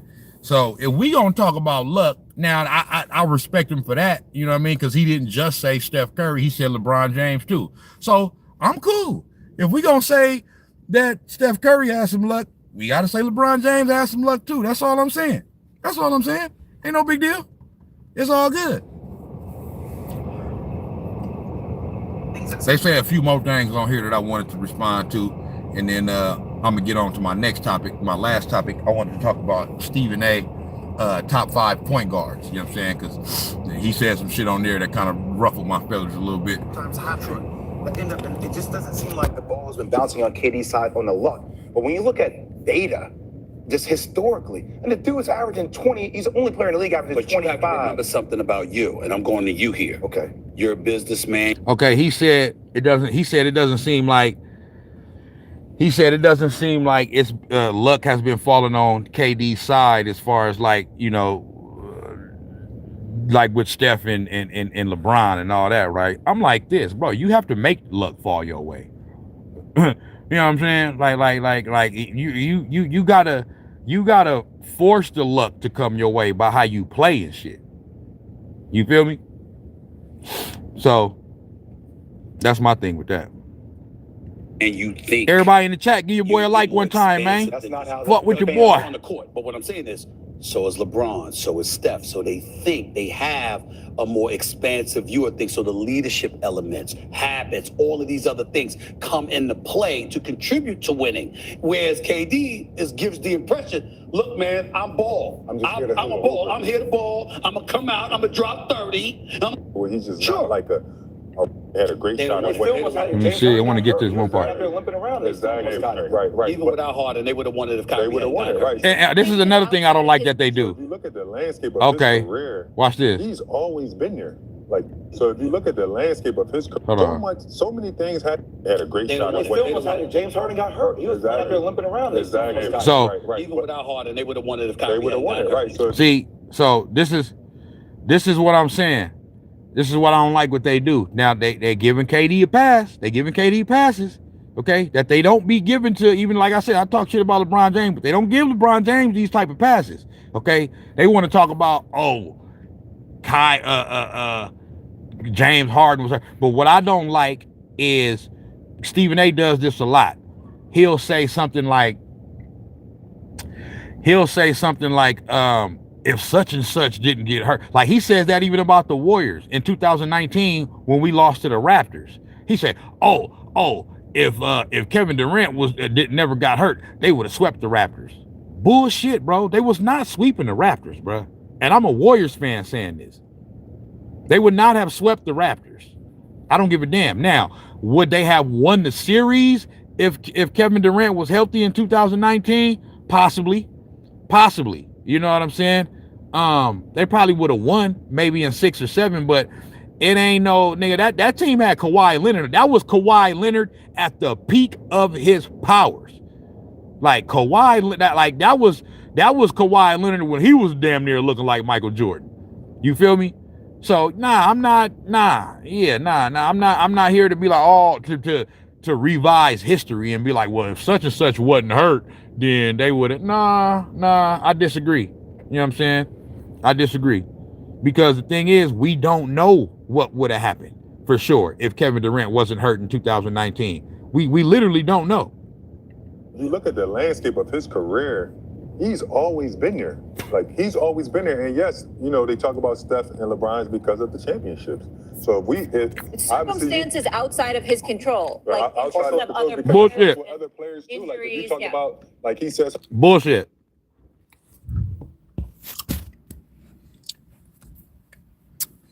Bullshit. Molly Karam. Okay. My thing is like this. What she say? Some shit is out of your control. Ain't nothing out of your control. It's not out of your control. That's the excuse. It's not out of your control. I don't want to hear nothing about, well, there's things that happened that was out of his control. Man, you ain't gonna never hear Kobe Bryant say, well, we lost because this and this happened. It's out of my control. You ain't gonna never hear Michael Jordan saying no shit like that. It wasn't out of his control. You lost. just stop making excuses and just say, yeah, it's lost. You lost. It's something you win, something you lose, some. Hey, it is what it is. Well, I don't want to hear no shit talking about it was circumstances that he couldn't control and all that other shit. Nah, you chose to go over there. You chose to go to fucking Brooklyn. You could have stayed your punk ass, your nappy headed ass right there in motherfucking Golden State. You said no. You was too butthurt and sensitive off the fact that everybody was grilling your ass. You know what I'm saying? Talking about you got 2 easy ass rings. You know what I'm saying? You didn't really earn it like that. So you wanted to try to go somewhere else. So you did that. So whatever happened once you do that, nigga, that ain't out of your control. That ain't out of your control. Nigga, they could have, nigga, hold on. Nigga, bro, the year the Milwaukee Bucks won the championship in 2021, second round, Brooklyn Nets against Milwaukee Bucks. The Brooklyn Nets were up 2-0 in that series. 2-0. And in game 2, they blew the Milwaukee Bucks out by 50 fucking points. 50. Half a century. I don't want to hear it. You was up 2-0 and it looked like y'all was getting ready to sweep them. Milwaukee Bucks hadn't won no championship at all. They hadn't won nothing. Okay? You let the motherfucking Milwaukee Bucks my nigga just pulled up. You let the Milwaukee Bucks, what's the word? You let the Milwaukee Bucks walk you down. They won 4 of the last 5 games in that series to beat you. You was up 2-0. That means that means it's a max of 5 games left in the series. You lost 4 of them. What's good with it, Brody? You lost 4 of them. I don't want to hear nothing about no motherfucking circumstances and all. Oh, well, if he would have had a side, they want to say because his foot was on the line and all that. Yep, he did hit that clutch shot. His foot was on the line. It is what it is. I mean, guess what? It wasn't meant to be. You made it 2, not a 3. You should have made sure your foot was all the way behind the line. It is what it is. It was a 2-pointer. You win the overtime. You didn't win. It is what it is. You know what I'm saying? But I don't want to hear this shit, bro, about circumstances and all this bullshit. You know what I'm saying? I don't want to hear it. They make more excuses than a little bit. Ain't about no excuses, bro. Win the game. We don't question Allen Iverson's legacy. We don't question how we don't question him at all. We don't question how. Allen Iverson was 6 feet tall. That's good with Brody. But Steve, I want to hear your perspective on Stephen A. said because you were his teammate. Yeah, he's a great guy all the way around. When it comes to just I just came back here. I ain't charging right. I just came back here because it got the lights back here for the shots working hard. For the snacks. For the snacks on. Yeah. Oh, what's going on? Hold on. Okay. You know what it is, man. Uh-oh. Here we go. My fault, y'all. Okay. For sure. Tracy McDaniel say there was luck in 16 too. Bogut didn't get hurt. Warriors. Oh, okay. Tracy McDaniels. Okay. Respect, Tracy McDaniels, for you saying that. That's all I'm saying. Call it. Call it down the middle. You know what I'm saying? I ain't got no problem. I ain't got no problem with nobody saying that. Like, I'm not going with the luck thing. I ain't got no problem with nobody saying this was luck or that was luck. If you gonna say everybody has some luck, that's all. You feel me? I can respect that. Your girl on the kiss cam. This game just got a lot more interesting. Sheila? Mom? And the dinner have the right home coverage. Fucking commercials, man. YouTube be having them ads. Yeah, but you got to talk about him like he's worthy of being in that conversation. Why aren't you? As opposed to disrespecting him. I just sometimes think it gets looked over or glossed over when you think about everything aligning right, like there is a huge element of luck. Yes. For Steph Curry. So I went back. My fault. Gives the impression, look. Brooklyn, which I felt as though they had a great shot at winning. James Harden got hurt. He was out there limping around. Look, excuses. Right. Even without Harden, they would have won it if Kyrie They would have won hadn't it, got right? hurt. So Excuses. The landscape of his career. They wouldn't have won he's shit. always been there. Like, he's always been there. And yes, you know, they talk about Steph and LeBron's because of the championships. So It's circumstances outside of his control, right, like outside of of control, other because players. that's like what other players do. Like, if you injuries, talk yeah. about, like, There's always a female that want to interject with some female shit and give a nigga a break and all that shit, because that's what females expect. Cut me some slack. It's hard out here. It's tough. Man, we don't give a fuck about that, man. We men. Okay? Ain't no excuses for a man. Get the shit done. Get the job done. Ain't no circumstances held you back and all that, man. Fuck that. Get it done. Nigga, Mamba mentality. No motherfucking excuses. You either won or you lost. like he said something about Allen Iverson. We don't question Allen Iverson's legacy. We don't question how, like, we don't question him at all. KD's? We don't question how. Allen It's a Iverson different. was 6 feet tall. I got Wait, Have the same level of health, fellas. Marquise, I want to hear your perspective on what Stephen A said, because you were his teammate. Right. Yeah, he's a great guy all the way around. You know, when it comes to just strictly basketball, he's the hardest worker I've seen on the court. Those two guys, Steph and LeBron. He would be treated like that? He would be treated and critiqued like those. Nobody should be disrespecting the greatness of Kevin Durant. Who's He's disrespecting one of the him? greatest players to have ever lived. What he needs to understand is that his greatness is what really provokes the conversation. When you talk about a LeBron, when you talk about a Steph Curry, there was once upon a time we were not talking about Steph Curry. We were talking about Kevin Durant. And we said it's either him or LeBron or him. Who would you rather have? Kevin Durant is in his mid-30s, and we're still talking about him like that. Because that's how phenomenal and how great he is. Why that nigga Stephen A do that shit like that, like a bro? I think he said, I think he did that shit like a straight broad. But the Watch this. individual greatness that Kevin Durant is in his mid-30s, and we're still talking about him like that.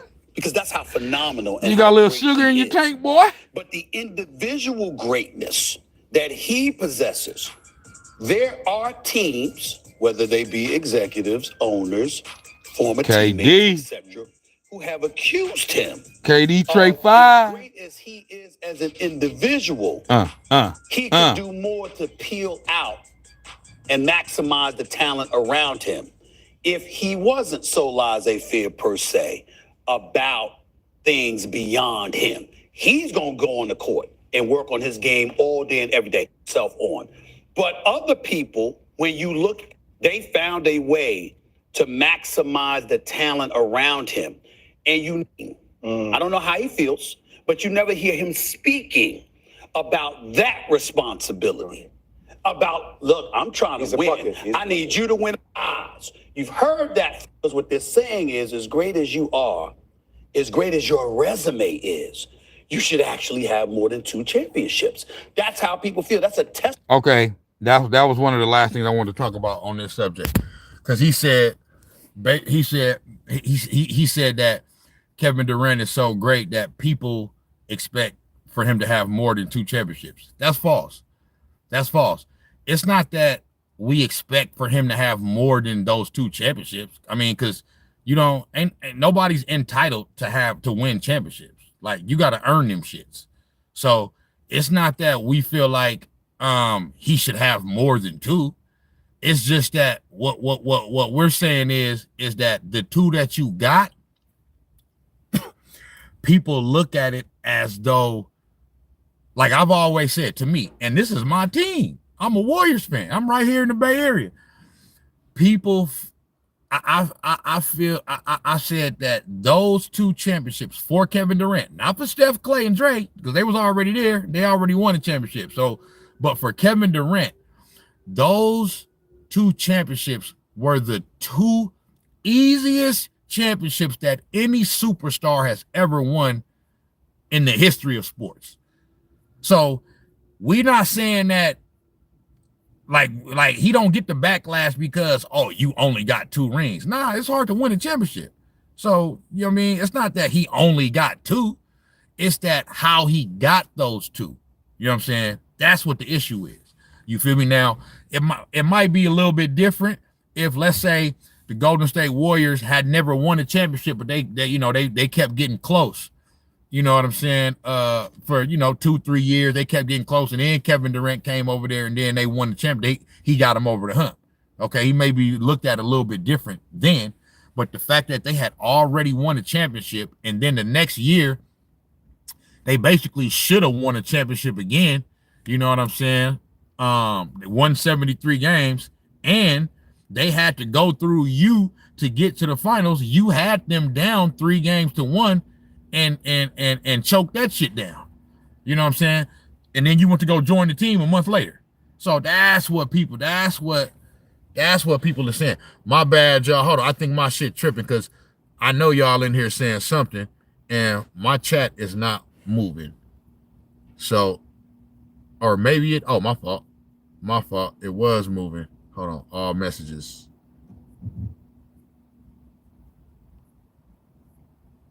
Oh, okay. It was moving. My fault. BCJ, what's going on? So, yeah, but that was my thing with that. But yeah, I just think overall, bro, like I said, Kevin Durant, ain't nothing wrong with clapping back at fans, and you know what I mean? You know what I'm saying? I actually like that he does that. You feel me? Because it shows that it's crazy, because in a way, it's like he's showing that he's not above the average person, but then and how he responds to the average person, you know what I mean? He basically making it seem like he above you, because he's saying like, yeah, look at my life, look at yours. He'll respond to you, but he'll say, look at my life, look at yours. You feel me? You feel me? Use a broke son of a bitch. You know what I'm saying? I'm a multi-millionaire out here playing basketball for a living. You feel me? But if that's what floats his boat, whatever. But yeah, my whole point about that is, you know what I mean? Like, we all know Kevin Durant is sensitive when it comes to this shit. You know what I'm saying? Because you don't have to.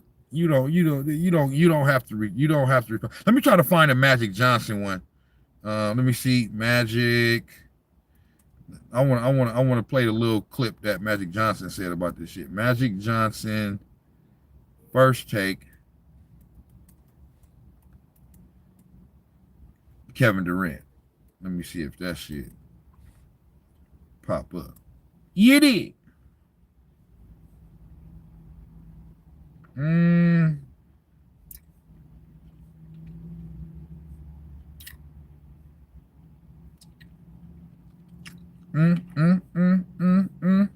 Let's see.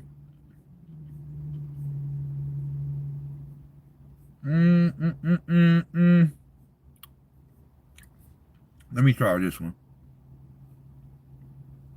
Okay, yeah, it's this one right here. It's this one right here.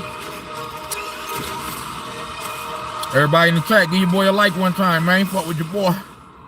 Fuck with your boy, you know what I'm saying? What time is it? 12:03? Okay, Magic. Okay, hold on. Do you agree with Katie's comment? Okay, here we go. Do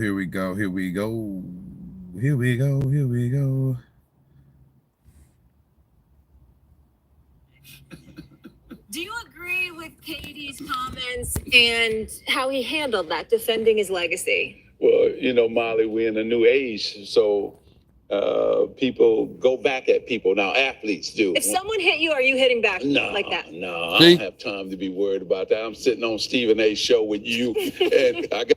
Look at his response. Look how his response was immediately. She asked him, if that's you and somebody come at you like that, is you responding? He ain't even damn near let her finish. He like, nah. Let them say what they want to say. I'm motherfucking Magic Johnson. I'm a motherfucking billionaire. Fuck I look like, you know what I'm saying? Responding to some motherfucker asking me, what have I done since man, fuck out of here. You know what I'm saying?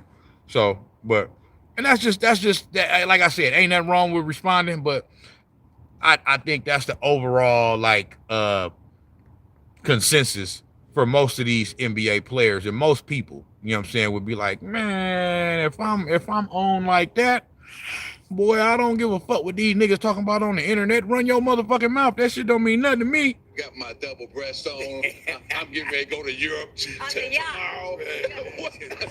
I can't be worried about what everybody's talking about. Now, I do like that Kevin Durant is a piece that can actually get you over to win a championship. I disagree. I disagree with that. I disagree with that though, Magic. How he a piece that can get you over the championship? Them motherfuckers didn't even make the fucking play-in. Okay? The NBA added an extra 2 teams to the shit. You know what I'm saying? I know the play-in ain't technically the playoffs, but it's like the semi-playoffs, kind of like. Nigga, they added a 9th team and a 10th team. Yo ass still, cause you wasn't one of the best 10 teams in the Western Conference? And it's you, Kevin Durant, and Devin Booker, and motherfucking Bradley Beal? Fuck going on? So I disagree with that shit. Talking about, yeah, he can. I don't see it. Sizzle said it's not like KD been to 2 or 3 finals after Golden State. If he's so great, why he didn't win since SAS, especially in the weak Eastern Conference. On my mama, I agree 100%. Like him if he could come here to New York for the Knicks. Brunson needs help. And he needs help in the fourth quarter. See, he's gonna get you there. But then Indiana loaded up against him, and everybody else couldn't deliver. So they need a guy like Kevin Durant who can say, "Okay, Brunson, you get us there, but I'm gonna take us home."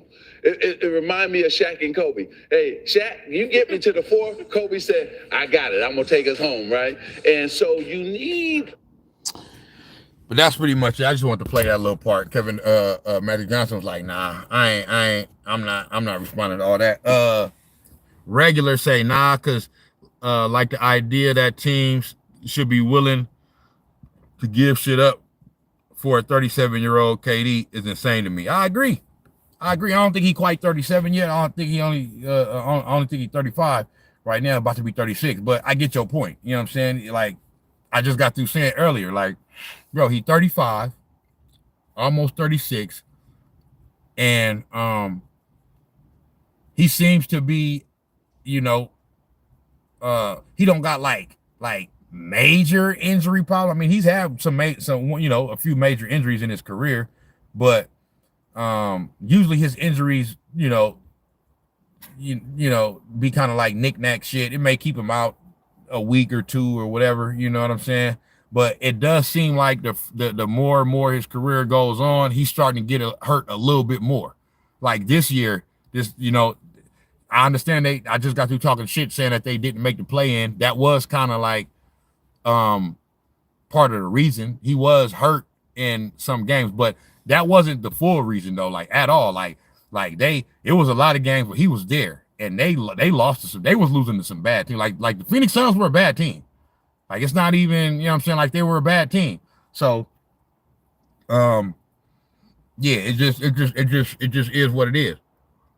But I agree with you, Regular, that, yeah, I'm not, you know, if it was 5 years ago, okay, yeah, I understand that. But right now, at 35 years old, and he just don't seem like, I keep saying this, but it just doesn't seem like his level of play contributes to winning like he used to. It just don't. I mean, this year proves it. Like I said, they didn't even make the fucking play-in. You feel me? The fucking Mavericks made the fucking play-in, nigga, without Luka, without Kyrie. You know what I'm saying? Like, come on, man. Stop it. But all right, let me get to my last topic, bro. I wanted to get on this. Tyler, what's going on with you? I just got through talking about Kevin Durant and how sensitive I feel like he is, because he always responding to motherfuckers on Twitter. Like I said, I've been saying all night, ain't nothing wrong with responding it, but ain't nothing wrong with responding. It's just that the way he responded lets me know that he's sensitive. My guy, Papa J, what's going on? Papa J in the building. For sure, for sure. Like and subscribe, everybody. My boy Papa J been tapping in with me. Fucking.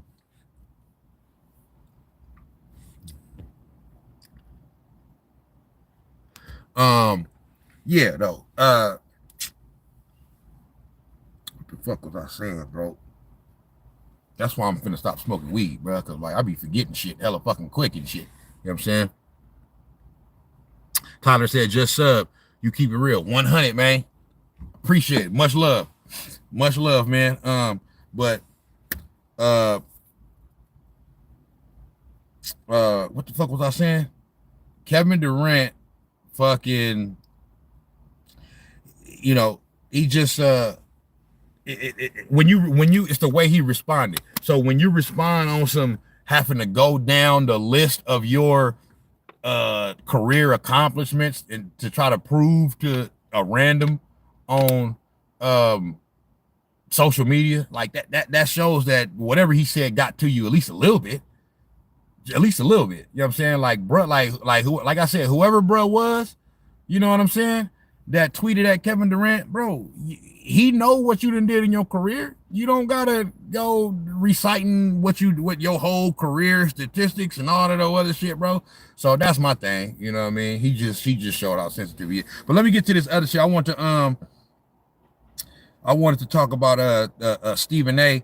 and his top 5 point guards that he came out with today. I agree with his top 3, you know what I'm saying? But my number 4 and my number 5 is different. You feel me? Bruh. Look real quick, bro. Side note real quick. Let me pause. Let me show y'all this. Look at this. Now, I don't know if y'all heard of Urban Politicians. He got a dope channel. You know what I'm saying? He from Texas. You feel me? But Brody, Urban Politicians, tap in with him. You know what I'm saying? If y'all never heard of him, he cover like music and shit, but he'll do like, you know, some sports topics and stuff like that too. And this one right here, Tyler said, who I got in the finals. All right, so look. Who I got in the finals, I picked OKC to win it. You know what I'm saying? But I want the Pacers to win though. You know what I'm saying? Like throughout this, Tyrese Halliburton is growing on me, bro. I'm becoming a Tyrese Halliburton fan. So originally I picked the Thunder to win in 7. So that was my pick, but I kind of want the Pacers to win now. But anyway, look at this. So I don't know if y'all heard about this, but a couple of weeks ago, Antonio Brown fucking, he was somewhere, bro, and something happened. Somebody tried to, I don't know, bro. Somebody tried to steal something from him or something like that, bro. And he chased after him with a thumper. You know what I mean? He chased after him with a gun and fucking pulled the trigger. Okay. Now, when I seen that a couple of weeks ago, I'm like, now this is caught on camera. Him firing the gun ain't caught on camera, but you can hear it. And right here, you can see he has the gun in his hand and he's chasing after somebody. Okay. And I'm thinking like, I mean, has this dude completely lost his fucking mind? I mean, I guess that's a dumbass fucking question because, you know, he's definitely lost his fucking mind. You know what I'm saying? But it's like, bro, I mean, so like, what the fuck did you think was gonna happen, bro? You had some type of fucking function and you shooting at somebody. Like you thought they was just gonna let that ride and you was just gonna get it. Okay, yeah, he was at the Aiden Ross event. So Antonio Brown wanted for attempted murder and shooting at Aiden Ross event. Like, bro, like come on, dude. Like this man, Antonio Brown is one of the greatest receivers of all time, bro. And the ending of his career, and since he's been retired, or I guess he didn't really fully retire, you know what I'm saying? They just stopped fucking with him. Like this guy, what the fuck is he doing, bro? Antonio Brown wanted for attempted murder. Bro, you fucking ruining your fucking life for nothing, bro. The fuck? This shit, wow. So for me to see this just like, wow. Like hold on, bro. Let me see this real quick. Let's check this out. Let's check this out real quick. I want to see what my boy Urban Politician is talking about. Right outside that gate that you see behind me, overnight, right outside that gate, cameras rolling with Antonio Brown in handcuffs. Hey, don't let no one else in the gate. Florida Highway Patrol troopers detained Brown. Those troopers did so while Miami police sorted out what happened. Before anyone called 911, Miami police say ShotSpotter detected gunfire near Northeast 2nd Avenue and 67th Street around 3 in the morning. Officers interviewed several people at a boxing event happening here, but arrested no one. Paramedics did evaluate a 38-year-old man who did not need treatment, but investigators found no one else hurt. Antonio Brown explained role on his X account on social media, saying in part, quote, "I was jumped by multiple individuals who tried to steal my jewelry and cause physical harm to me. Contrary to some video circulating, police temporarily detained me until they received my side of the story and then released me. Go to Leangelo, what's good? And was not arrested," end quote. You good, my boy? More than 12 hours later, Miami police officers returned to the venue. It's not clear why, but Brown says he is talking to his lawyers about pressing charges on those who jumped him. Chelsea, tonight, Miami police tell us that they are investigating what happened here. Yo, it's Big Ant, the spokesman, man. We back. Another edition of Urban Politicians TV, UPTV. Make sure you stay on your pivot. BTB Hunter, what's good? Had to come tap in, and I had a link in the description for the clip. Yeah, he wild. From CBS. He wild, Tyler. And I put that there from last month to show what went down. And as they said, the police are investigating, and that investigation has led to a situation where Antonio Brown now has an arrest warrant out for that incident that took place on camera, as y'all seen right there. And in the write-up, it says that they actually had eyewitnesses say they saw Brown with the gun, and they have now put out a warrant for attempted murder. A warrant has been issued for the arrest of former NFL All-Pro wide receiver Antonio Brown in Miami-Dade County, Florida, according to a report. The warrant, first reported by the Washington Post, was signed by a judge on June 11th. It lists a charge of attempted murder with a firearm stemming from an incident outside of a May 16th boxing that's CTE. Perfect fucked that boy up. Immediately respond to a request for comment from USA Today Sports. Brown was temporarily detained after he cooked B2B B2B outside of the event hosted by streamer Aiden Ross. Video posted to social media allegedly showed Brown fighting with several people and later jogging out of a garage. Gunshots can be heard near the end of the video. The warrant, the Post reports, details that officers responded to gunshots in the area. An off-duty officer at the venue who was working security stated that he observed Brown in a... Man, so look, man, my thing is like this with that. You feel me? We got breaking news with that. Man. So, all right. I guess. So, it's a little tricky here because if he got jumped, okay,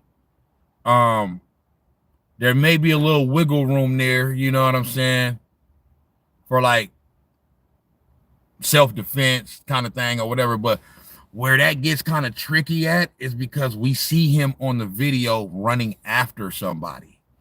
So like if you're gonna self-defend yourself, like it got to be like right there. You know what I mean? Like it can't be somebody do something and then you know, they get away or whatever, and then you chasing after them. You know what I'm saying? Because then they're gonna say you chasing them down type shit. You know what I mean? Like at that point, your life ain't in danger no more. You know what I'm saying? So, but the whole thing about it is, bro, is regardless of whatever, whether it's self-defense or whatever the fuck excuse he gonna try to use, Antonio Brown should not be finding himself in these type of situations, bro. That's just really just what it boiled down to, bro. You an all-time great receiver, bro. Like, you should not be finding yourself in these situations, bro. You know what I'm saying? Like, he trying to be, like, you older, bro. Like, you at the Aiden Ross thing. Like, I'm not saying there's nothing wrong with being at the Aiden Ross thing, but that's like a generation younger. That's like a generation below you, bro. Like, you not a part of that generation, bro. Like I said, he's a star being there. But Aiden Ross is a streamer, bro. Like he's younger, bro. Like Aiden Ross may be young enough to be Antonio Brown's son. You know what I'm saying? So, I mean, hey, Ace 1900, I'm with you. Free AB, but sometimes, you know what I mean, I don't want to see nobody, you know what I mean, in that situation locked up behind the walls, but I mean, sometimes we do things that put ourselves in bad situations, bro. And AB ain't been doing nothing since he ain't been playing football, but finding himself in different situations, just some crazy ass shit, doing wild ass shit, you know what I'm saying? And finding himself in situations that's not favorable to him. So that's on him. That's on him, bro. Like I said, free him. You feel me? But yeah, nah. I mean, he doing this to himself, bro. So I can't even be. I can't. You know, it is what it is. You feel me? An altercation after being told about the gun.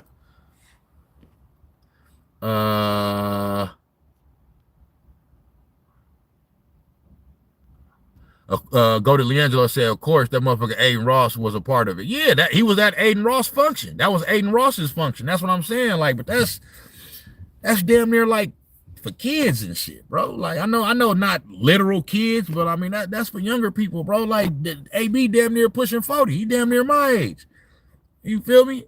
That don't mean you can't go enjoy yourself and have a good time, bro. But I'm saying, bro, you need to be out the way, bro. You know what I'm saying? You need to be out the way, bro, and be trying to get ready to be inducted into the Hall of Fame. Now you putting your Hall of Fame consideration in jeopardy now. You feel me?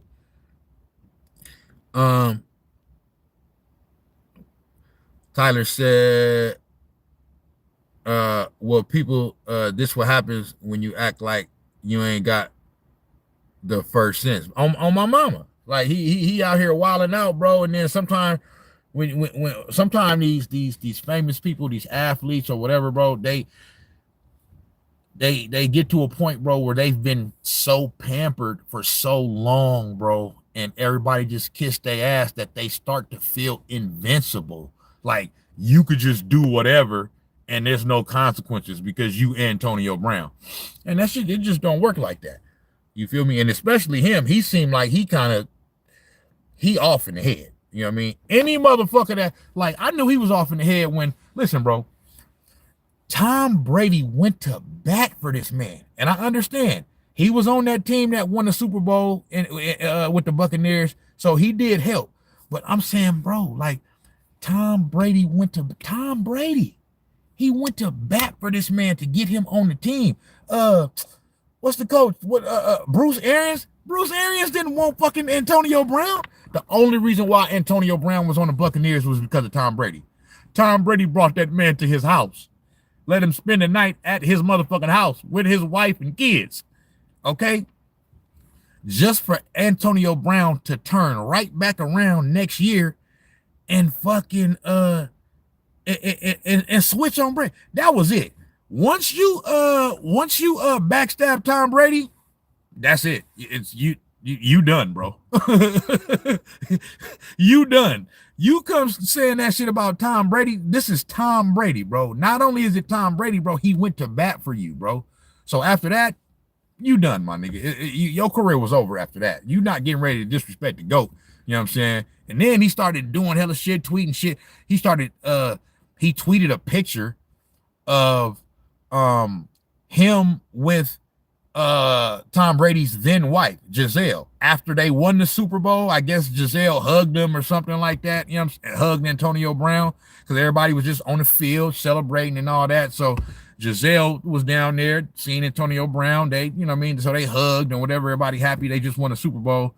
And somebody got a picture of that. This nigga Antonio Brown, once he start going at Tom Brady, he post that picture trying to insinuate like him and Giselle is fucking around or something like that. It's just like, bruh, I was done with him after that, bro. Like you tripping, bro. Papa J said there's no generation that should act like that at all. At all. B2B Hunter, career over, done, finished, finito, RP, he's a goner.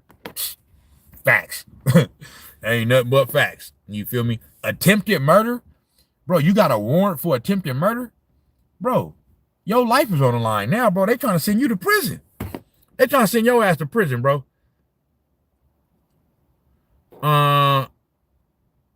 Tyler said, and was kids wrong though? I mean, was AB wrong though? So the thing about it is, if he did get jumped or something like that, and then somebody tried to take his jewelry or whatever, that's why I said it's gonna get kind of tricky now, because there might be a little wiggle room for him there on some self-defense kind of shit. But like I said, the only thing about it is, in the video, you see him running like he's chasing the person that he's getting ready to shoot at. You know what I'm saying? So, like, that means if you chasing after him, that means they was running away from you. So that means you chasing him down now. You know what I mean? So, like, that's where it gets tricky now. You know what I mean? Because, yeah, you got the self-defense thing. Somebody put their hands on you or jumped you or whatever. But, I mean, you know, once they try to flee the scene or whatever, and then you try to run after them, you know what I mean? And you caught on video running after somebody with a gun in your hand, and then we hear a gunshot. It don't look good. It don't look good. It don't look good. Hey, Tyler said when AB quit in the middle of the game, I knew AB was stupid hey, on some real shit. Yeah, when he did that, I knew he was done, but that shit was funny as fuck, bro. Like, that shit was funny as fuck, bro. I was rolling. And then what made it even more funnier, this ain't really got nothing to do with it, but I was reminded when AB did that, because like that next year, the year that the Warriors won the championship in 22, Draymond had an episode like that. Memphis Grizzlies, second round, where he got threw out the game, and then this nigga just did him. This nigga ran around the motherfucking court. Yes, to me, like, hold on, bro. Let me find this shit, bro. Hold on. That shit funny as fuck, bro. This nigga Draymond, I love Draymond, bro. That shit was funny to the motherfucker. Let me see. Draymond, Grizzlies, playoff ejection.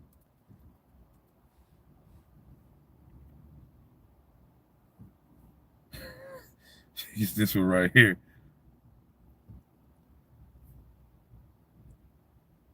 Hold on, is it this one?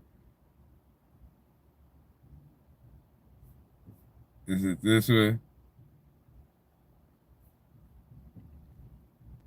I'm the guy sitting next to your girl. Because I remember FS1, I mean Undisputed was still going on at that time. And Skip Bayless couldn't believe it. He was like, man, Draymond is just, he's out of control, man. I thought that shit was so fucking funny, bro. This nigga Draymond. They're going to look at that one. As clock went down, Draymond Green immediately went to look to help him up. Nathan Patton said, okay, C and 6. Official signal they're going to look at. Y'all better get on it then. That's going to be a flag. No, yeah, I agree. No question. Look at this nigga. Look at Draymond. First the nigga whacked the nigga, then the nigga. This Draymond nigga, look.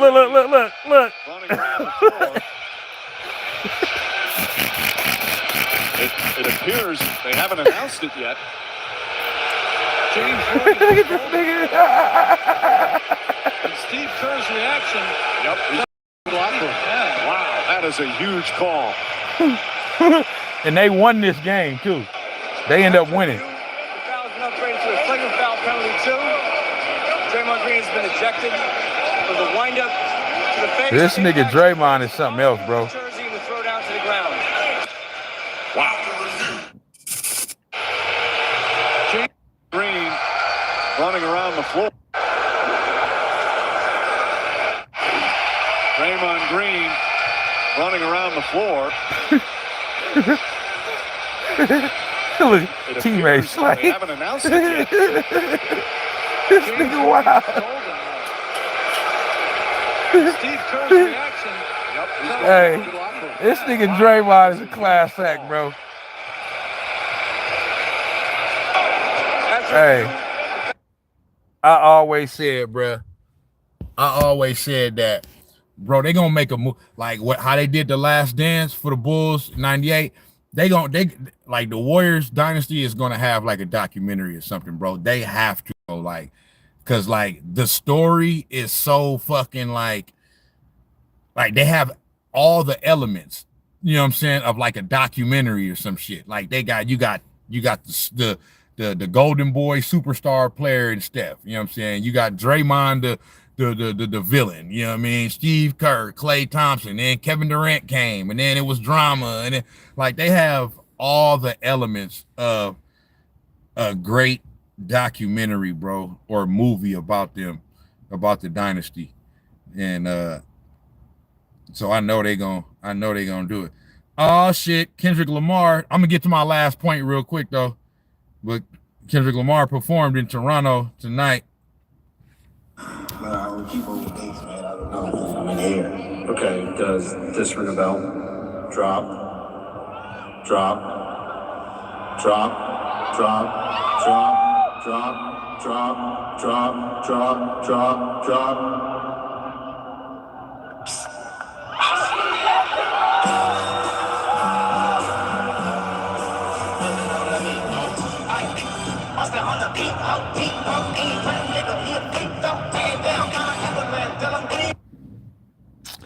That's some diabolical shit.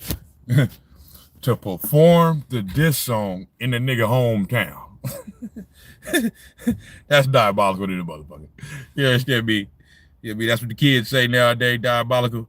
You understand me? Hey, that nigga crazy. But look, let me get to this last little topic, man, real quick, man, because I'm finna get up off here in a minute, man. Shout out to all y'all, man, everybody in the chat fucking with your boy, you know what I'm saying? Yeah, hey, B2B Hunter said, yeah, bro really didn't give a fuck. Go to LiAngelo. Classic Draymond. Classic, bro. Classic Draymond. You feel me? Go to LiAngelo. Must be the greatest and worst locker room presence at the same time. On my mama. You feel me? Bro owns the league now. Man, Draymond, I'm going to tell you like this, bro. Draymond Green is the GOAT of disrespecting refs, bro. I never seen no motherfucking man talk to the refs how this nigga do. Like this nigga Draymond walk up on these motherfuckers, he be like towering over him and shit. Motherfucker, what's good? I'll be like, damn, bro, calm down, bro. They gonna give you a tag. They gonna throw your ass out the game, bro. We need you. Chill the fuck out. It ain't that fucking serious, man. B2B Hunter said no way he's performing in Toronto. Oh yeah, they Kendrick on tour right now. You know what I'm saying? And he's performing in Toronto tonight and tomorrow. Now it's Drake fans. Drake fans had some shit going on to where they set it up to where they said they put out like a flyer and they tried to promote like all Drake fans show up to the concert, show up outside with all your OVO gear on and all that shit. You know what I'm saying? We gonna support, you know what I mean? So they was trying to do, you know what I mean, do that, but you know, yeah, Kendrick is trolling. He on this shit. You feel me? Hey man, go to LiAngelo said Kendrick really dragging that shit. I mean, that motherfucker dragging the fuck out this shit. I mean, damn. You know what I'm saying? Like but hey, He earned it. You know what I'm saying? Me, like I fuck with both artists. You know what I'm saying? But me in particular, I'm kind of on Drake's side. I know Kendrick won the battle. You know what I'm saying? But I was kind of on Drake's side. You know what I'm saying? Just because. The only reason why I was on Drake's side is because I didn't like how they was trying to bully that nigga, bro. Like he said, it was 20v1. All y'all niggas, them niggas is fake, bro. Like all them niggas, man, them niggas, bro. That nigga, especially Rick Ross. Come on, bro. You like your only #1 songs is with Drake. You gonna disrespect this man? So what that tell me is they hated this man all along. All it is because Drake, man, bro. You guys got to understand. I'm a rapper, so I like, bro, like Drake. This is the most unprecedented run in hip hop history. It's not even a fucking question. What I mean by that is, so for example, Jay-Z never really fell off. Okay. And it's other rappers that have had long runs, but most rappers either they do fall off, you know what I'm saying? Or they just kind of lose the, like, for example, Eminem. Eminem is one of my favorite rappers of all time, right?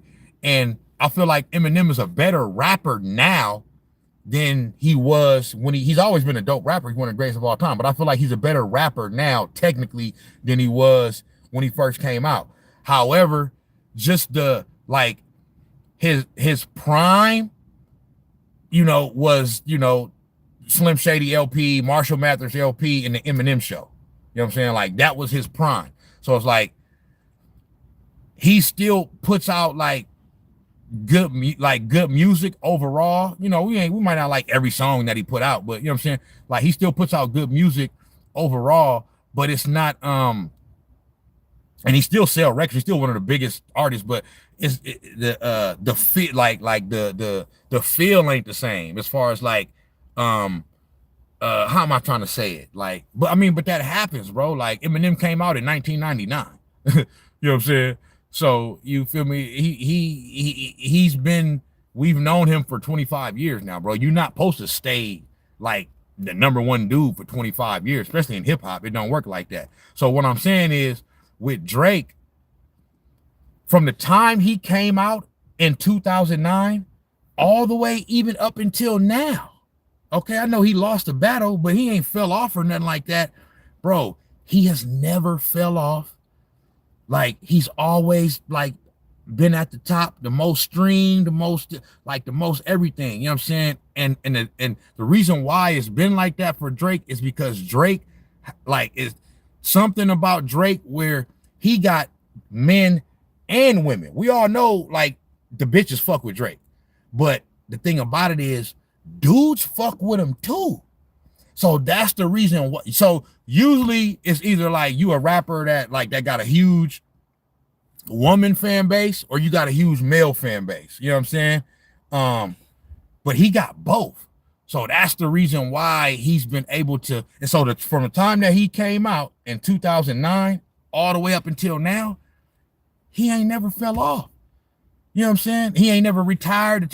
Like, that's why I mentioned Jay-Z, because I wouldn't say that Jay-Z ever fell off, but he's took time off and shit. Like, he had the retirement when he retired in 2003, then he came back in 2005. You know what I'm saying? And then when he came back, they said that the album where he came back, what album was that? I forgot, what was it? Oh, Kingdom Come.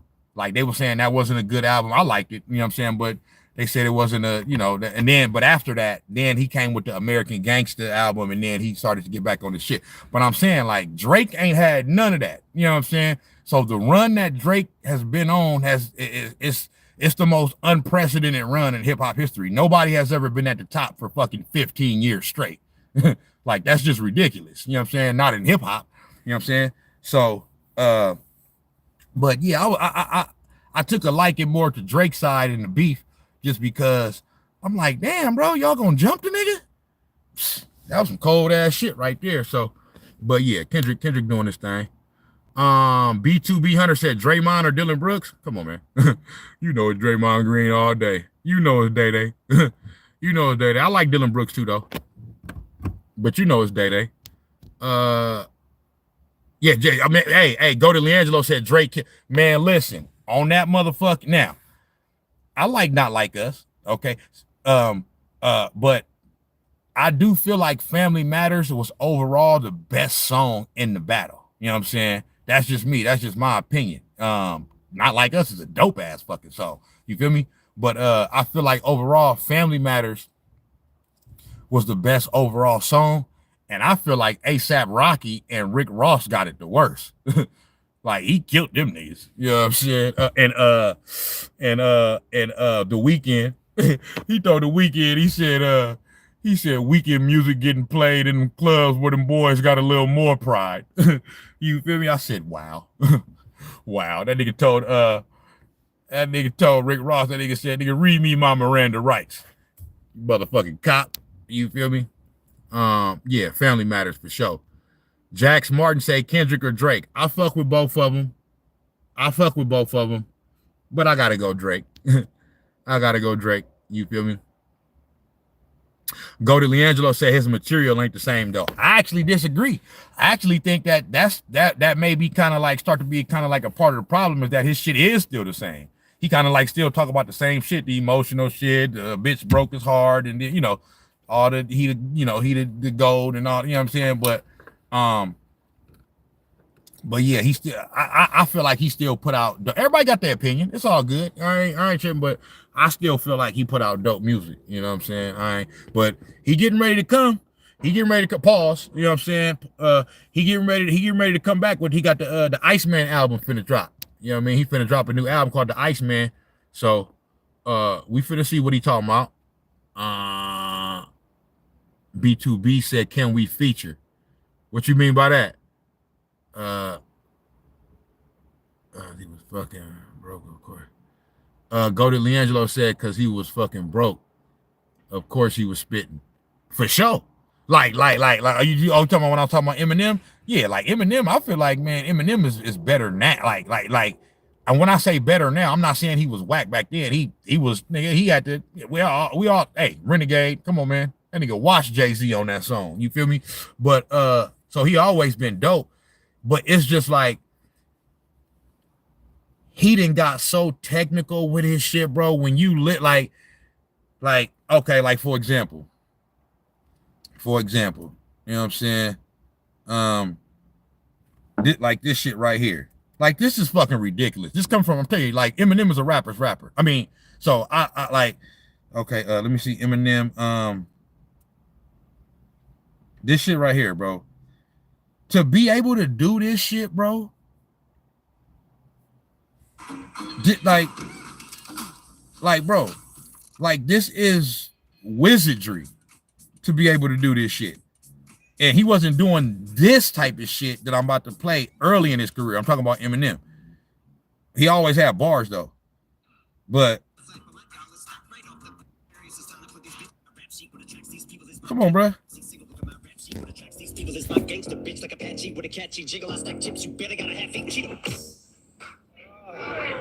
Oh, what the fuck? Mike? M, is that you? Oh, I ain't mean this. Please, man, I'm sorry. Please forgive me. Fuck. Filling with the venom and eliminate him. Other words, I'm intimate him. I don't want to hurt him, but I did him in a fit of rage. I'm murdering, kill nobody, will evade him. Finna kill him and dump the fucking bodies in like obliterating. Everything is generated, renegade him. Hit him, make anybody who want it with the pin and frame. Don't nobody want it, but they're gonna get it anyway. I'm beginning to feel like I'm mentally ill. I'm a killer, be killed. I'm a killer, be the vanilla gorilla. You're bringing a killer within me out of me. You don't want to be the enemy of the demon who in me. I'll be a receiving enemy. What stupidity it to be? Every bit of me's the epitome of a spitter when I'm in the vicinity.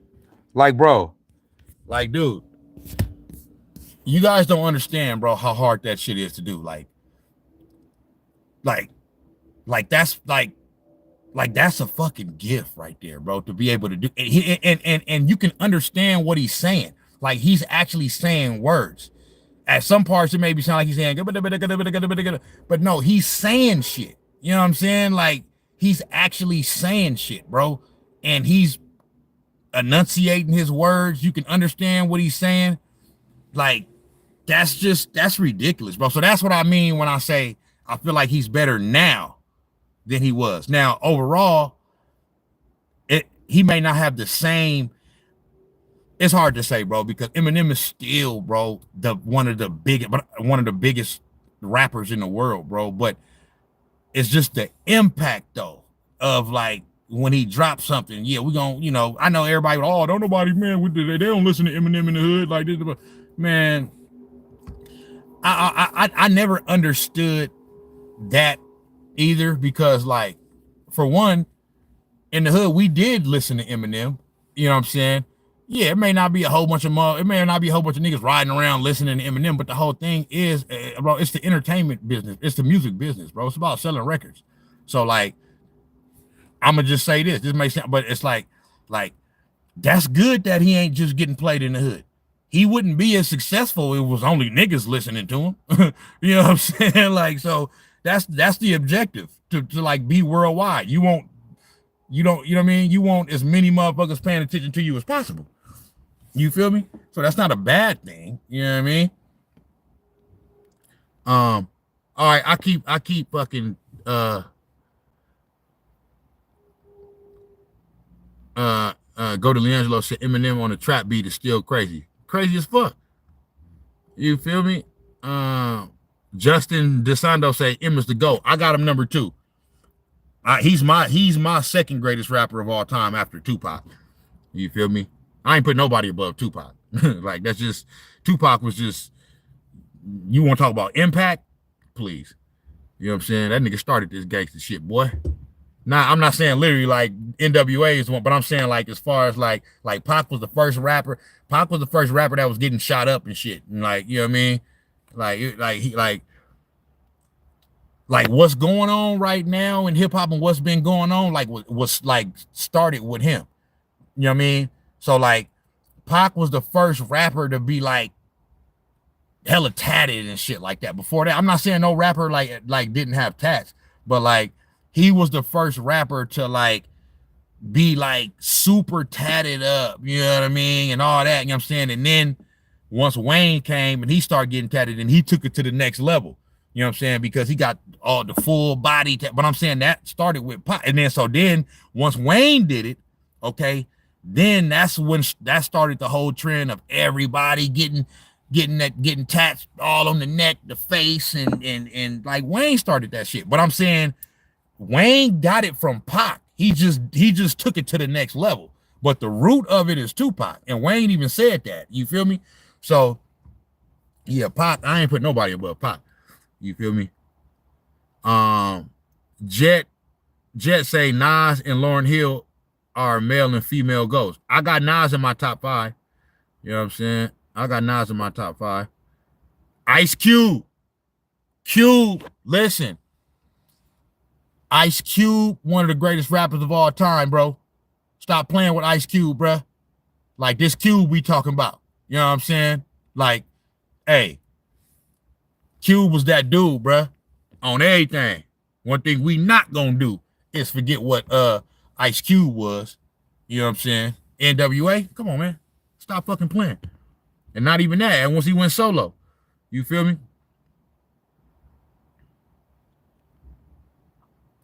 Stop playing. He is NWA solo West Side Connection. Come on, man. Everything. Mace is underrated. For sure. But okay, yeah, let me get to my last. Let me get to my last. Let me get to the Stephen A shit real quick, bro, so I can get up off here. Let me see. Boom, boom, boom, boom, boom, boom.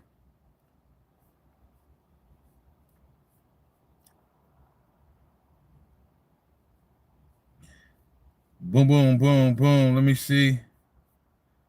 Where's that? Right here. Go to my history. Right here. View all. Right here. Oh, okay, yeah. Okay. Okay, top five. Stephen A's top 5. Here we go. AI writes my copy in seconds. It's one thing that Stephen A said that I took a little breakdown. Introducing it's one thing that Stephen A said AI-powered that I tool took designed to streamline and automate video took a little umbrage with. Man, but Michael Jordan, and I'm gonna tell y'all what it is. If your neck looks like this, you need to watch this video. When you sit at your desk or use your phone, your head protrudes forward. And for every inch... That is an A++ grade.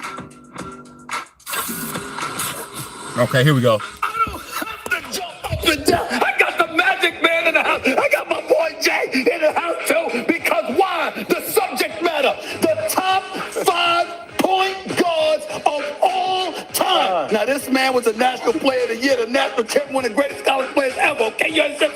He belongs in this conversation, and we know this man belongs here in this damn conversation. I just want to keep this in mind, Magic. And this is true. Keep that in mind, okay? That's how you start. We got to say fluid because the Oscar Robertsons, the Jerry West. Okay. I'm not including them with this list. I know how great they are, but I didn't see them. Okay. That's history.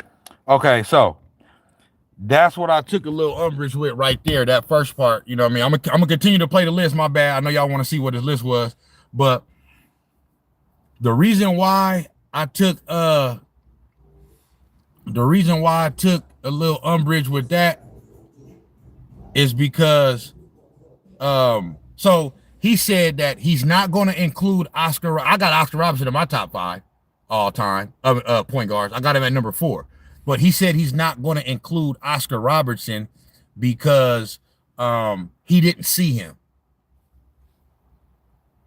That doesn't make any sense. The reason why that doesn't make any sense is because Stephen A is the same guy that has Bill Russell on his Mount Rushmore. You never seen Bill Russell play, yet you got him on your Mount Rushmore, on your top 4 players of all time. So how, like, you double talking. You feel me? You contradicting yourself. Okay, so I don't agree with that. I don't agree with, oh, I hate when people do that. Oh, I didn't see such and such. I understand saying it, but my whole thing is, it doesn't matter if you didn't see him play. I didn't see Magic Johnson play either, like that. You know what I mean? I was a little boy when he was doing his thing, but I wasn't paying attention yet, so I didn't see Magic Johnson or Larry Bird play. But I still got him ranked hella high on my motherfucking all-time list because I know what they was. I know what they were to the game. Like, all you got to go do is you could go watch highlights, and then all you got to do is go listen to the motherfuckers that I respect that's knowledgeable about the game. If they say it, I gotta roll with it. You know what I'm saying? So I don't agree with this. I didn't see Oscar Robertson play, so that's the reason why I'm omitting him from the fucking from this list. That's bullshit. Because if you're gonna do that, you gotta admit Bill Russell from your Mount Rushmore, because you didn't see him play either. See what I'm saying? So yeah, I didn't agree with that. But all right, let's see the list. So they get there. I'm talking about what I saw with these 2 eyes. You understand? The top 5 point guards of all time. Give me number 5, please. Bam! CP3. I love CP3, but I disagree.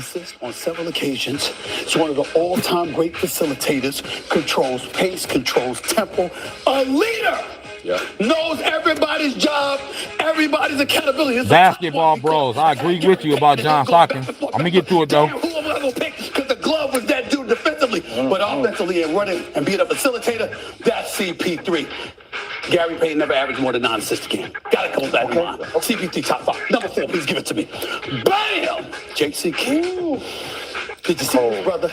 I love J Kidd too, but he's just outside my top 5. And you still couldn't stop him. You talking about a fast break. Lord have mercy. Yes. Watch this brother push the ball up the court. You see the passes that he made. Richard Jefferson was relevant because of Jason Kidd. You understand? Kenyon Martin, you know what that brother meant to you. J Kidd was something special to behold, and by the way, a champion. Even as he got older, Dallas win a championship. And then as a coach, I'll fuck with J Kidd, but yeah, nah. It's something special. Top 4 points. Probably got him like number 7 or something all time as a point guard. Give it to me. Bam! We know. Okay. Isaiah. I got Isaiah at number 3. This is where me and Stephen A start to agree. Him as number 2. I got him as number 3, but damn it, the greatest little guard in the history of basketball. I I know that Tiny Archibald, the Allen Iversons, the worst, but Isaiah is okay, a two-time champion, a national champion. The brother is some nasty ball handler. He was the number one food for regular motherfuckers BMs. always come with this bullshit ass. Fastest way to clear out. Everybody in the chat, give your boy a like one time. Kyrie before Kyrie. That's right. That's right. That's who the hell he was. Isaiah Special. And the bad boy Pistons, even with all of those rough riders, those leaders, he was clearly the unquestionable leader. He was top 3. Just ain't top 2. Give it to me. Bam! The greatest shooter. Come on now. God has ever seen. Say that. Say that. Magic pointed it out on Get Up earlier this morning. The ball handling, the passing skills. This brother sets it up. And here's the thing. Impact is what it comes down to. Yes. This brother's movement without the ball, keeping everybody's head on a swivel, scaring the living hell out of you because he can shoot, but with the ball handling capabilities, and he's a 4-time champion. No, it's not a bad list at all. Go to LiAngelo. It's not a bad list. I just have a different number 4 and 5. He works on it even more. Give him credit, but he's that dude. He just ain't number 1. Well, we know he just ain't number 1. The Magic Man. When you're talking about point guards, you're talking, as my man Eddie Johnson for NBA Radio would say, you're talking about facilitators. You're talking about guys that set others up. You're talking about guys that make the people around them look so much better than what they really are. Who did that better? It's a MacBook Pro. I bought this shit in. The fast break. I bought this shit in 2020. Bird and blue collar workers in Boston wanted to dominate the basketball landscape. Showtime showed up in Tinseltown and said, "Hold on a damn minute," to the point that Kareem Abdul-Jabbar said, "Y'all just go ahead and run. I'll just wait here." Exactly. Now when you can't score the fast break. Okay. Magic Johnson gonna say something real quick that I agree with. You know, it's a great list, no question about it. And you don't have to change a thing. It's just 2 guys who, you know, when I look at my boy for Utah, John Stockton. See, I love that. Magic Johnson mentioned John Stockton. Like right there. I love that. Steve Nash. Steve Nash is another one. 2-time MVP. Yeah. Steve Nash not in my top 5, but he top 10. Steve Nash wasn't for me because of defense. Right. Fair. That was a question. And John Stockton. Blow the truth. What's going on? Oh, Jake Hill was a dog. And For sure. was special, but outside that, an offensive guy, no, that wasn't him. No, this is good. I have no issue. The only thing I would throw into it, and I still think he would be behind Magic. Look at this nigga. LeBron to me is a PG. See? No. See, that's that bullshit right there. That's that bullshit. See, LeBron James got his fucking millions in the media. Okay? We talking about point guards. Here come this egghead ass motherfucker Jay Williams want to talk about, oh yeah, the list, this and that, and blah, blah, blah, blah, blah. But LeBron James, he's a point guard. They immediately shut him down. What the fuck is you talking about? No. Watch what Magic say. Magic gonna say, nigga, like, why do LeBron James gotta be involved in every fucking thing, bro? He ain't no fucking point guard. I understand, yes, he handles the ball a lot, you know what I'm saying? And he is a point forward. So yeah, he do essentially like on the team, like he plays that, but he's a small forward, bro. That's his position. Okay? Like y'all want to try to give this motherfucker every motherfucking thing, man. Let somebody else have some shit. Damn. This nigga gotta be the greatest, the best at everything, and he fucking not. You know what I'm saying? I don't understand that shit. Here come this motherfucker. LeBron James. This nigga, LeBron James always got to get included when he should not be included. Why, bro? Why? It's the reason why I can't stand this motherfucker. LeBron to me is a PG. No, he's not. Yeah. LeBron to me is a PG.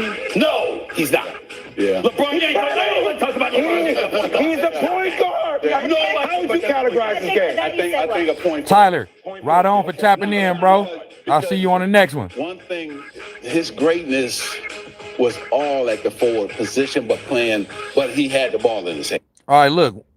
One of the last things I'm gonna say, I'm gonna give my top 5 real quick, but one of the last things I'm gonna say, that he said right here. Hold on, my fault. Forward position, but he had not a because one what I was gonna say. His greatness Point guard. How would you categorize this game? I think a point forward. Damn. Point forward. Yeah. Okay. Oh, that's all I was gonna say. That's all I was gonna say. And another thing about Jay Will, okay? Double talking motherfucker. This the thing about it. That's his opinion, right? But because Magic Johnson is standing in front of his face, he's not he ain't saying it with his chest. Now, if Magic Johnson wouldn't have been there, he would be arguing up and down, arguing Stephen A and everybody else about, no, LeBron James is a point guard. But because Magic Johnson is standing there, he ain't saying it with his chest. Nah, that's how you feel. Stand on it. You know what I'm saying? Don't back down over something that if you really feel like LeBron James should be in the list for top 5 point guards of all time, which is fucking ludicrous. He shouldn't. But if that's how you feel, stand on it. Tell Magic Johnson, nope, you wrong, motherfucker. Okay? I don't give a damn. You feel me? I'm picking him, but you know what I mean? So hey, stand on it. Don't change up or switch up because Magic Johnson's standing in front of your face. You feel me? So he not being authentic either. You know what I'm saying? But this is my top 5. Okay. So Stephen A had Magic 1, Steph 2, Isaiah 3. I agree with that wholeheartedly. That's my top 3 too, in that same order. But at number 4, I got Oscar Robertson, bro. You know what I'm saying? Oscar Robertson, I'm not omitting Oscar Robertson, bro. Like, I didn't see Oscar Robertson play, but I know what he was, and I know who he was. You know what I'm saying? Like, Oscar Robertson is a top 13, 14 player of all time, bro. Like, how could you admit him from top 5 point guards of all time? So I'm putting Oscar Robertson at 4. And so at number 5 is where it gets tricky. Okay. Justin DeSando says T-Mac, but yeah, but T-Mac not a point guard though. He's a shooting guard. But number 5 is where it gets tricky because you can kind of plug in a few players at that number 5 and you wouldn't be wrong. Like, you could put CP3 at number 5. You could put John Stockton at number 5. You could put Gary Payton at number 5. You could put Jason Kidd at number 5. You could put Steve Nash at number 5. You know what I'm saying? All of those point guards are worthy of that 5th spot. But for me, I'm putting John Stockton there. Okay. I'm putting John Stockton number 5 because I feel like he's owed that respect. He's the all-time assist leader. That shit ain't getting fucking touched. He's gonna remain the all-time assist leader through eternity. You know what I'm saying? And he's the all-time steals leader. Okay. They went to back-to-back finals, 97, 98. People don't understand, bro. Those Utah Jazz teams in 97, 98, those were some of the only reason why they didn't win is because of Michael Jordan, bro. That's it. If not for Michael Jordan and the Bulls, the Utah Jazz are back-to-back champions in 1997 and 1998. There was no other team better than them other than the Chicago Bulls. You feel me? So, and it ain't no shame in losing to Michael Jordan. There's no shame. Of course, you know what I mean? You want to beat him, but ain't no shame in losing to Michael Jordan. It's fucking Michael Jordan. You feel me? So for me, I'm putting John Stockton at number 5, even without a ring. I understand Jason Kidd got a ring, Gary Payton got a ring, but they both got their rings towards the tail end of their career as role players with, you know, other teams. Like, they both got to the finals in their prime, leading the team, you know what I'm saying? The 96 Seattle Supersonics, Gary Payton and Sean Kemp, you know what I mean? They lost to the Bulls. And then Jason Kidd's New Jersey Nets. They went to back-to-back finals. You know what I'm saying? They lost in 2002 to the Lakers in the finals, and they lost in 2003 to the Spurs. You know what I'm saying? So Jason Kidd at least got the team to the finals back-to-back years. You know what I'm saying? And then he ended up winning it with the Mavs in 2011. But I believe that was his last year. So that was the tail end of his career. And the same thing with Gary Payton. He won with the Miami Heat in 2006. You know what I'm saying? When D-Wade went crazy. D-Wade and Shaq and all that. So, but yeah, I mean, that 5th spot can kind of like be alternated. And then you got Steve Nash, 2-time MVP, never got to the finals, but got to the Western Conference Finals. And I mean, he a 2-time MVP though. You know what I'm saying? So you got that. And And then like I said, Gary Payton. Who else was I thinking about? CP3. CP3 is another one. Got to the finals with the Phoenix Suns a few years ago. And the thing about CP3 is, I done said this too a few episodes ago, is that I started to gain respect for, because as a Warriors fan, I always hated CP3. You know what I'm saying? That's just not, just sports hate. You know what I'm saying? But I started to gain respect for CP3 once he went to OKC. Once he went to OKC. I don't know who was in the chat the last time I was talking about this. If anybody that's here now was there then. But when he went to OKC, that's when I started to realize, like, wait, every fucking team that Chris Paul goes to gets better. Every team. Every time. The only time where Chris Paul went to a team and they didn't like get supremely better is when he went to the Golden State Warriors last year. You feel me? That's the only time, and that's other circumstance. That was the first time, like, he didn't have no control over that. You know what I'm saying? That was the first time he didn't start. Like, coming to the Warriors, he had never not started his whole career. You know what I'm saying? And then he came to the Warriors. Obviously, Steph Curry's there, and he started some games, but you know what I mean. A lot of games he didn't start. You know what I'm saying? So, but that's different. But other than that, because that OKC team, that was during the pandemic year. You feel me? And the thing about it is, because he was just in Houston, and Houston traded him to OKC. OKC was a bad team at that time. They had just acquired Shai Gilgeous-Alexander. But they was a bad team, so I feel like the Rockets thought that they was trading him to a bad team and he was going to be done. That was it for him, type shit. You know what I'm saying? But that wasn't it for him. They made the playoffs that year. Like, there's no way that OKC team makes the playoffs without Chris Paul. You know what I'm saying? Now, they got bounced in the first round in the bubble, but they don't make the fucking playoffs with Chris Paul not there. You know what I'm saying? And then he goes to fucking Phoenix, and they go to the fucking NBA Finals and take a 2-0 lead on the Bucks. And then the Bucks won 4 straight. You know what I'm saying? But it looked like Chris Paul was getting ready to get his first ring. You know what I'm saying? But Giannis was like, 50-piece McNugget, game 7. You feel me? So, but that's my list. You know what I mean? Stephen A's list wasn't bad. You know what I mean? But the only thing I disagree with is saying that you're not going to put Oscar Robertson in your top 5 because you didn't see him play. Because, like I said, if you're going to do that, you can't have Bill Russell on your NBA Mount Rushmore because you didn't see him play either. You know what I'm saying? So that's that. You know what I mean? I just wanted to say that. Let me see what y'all saying in the chat real quick before I get off this motherfucker. You know what I'm saying? Your boy finna hit the sack. Load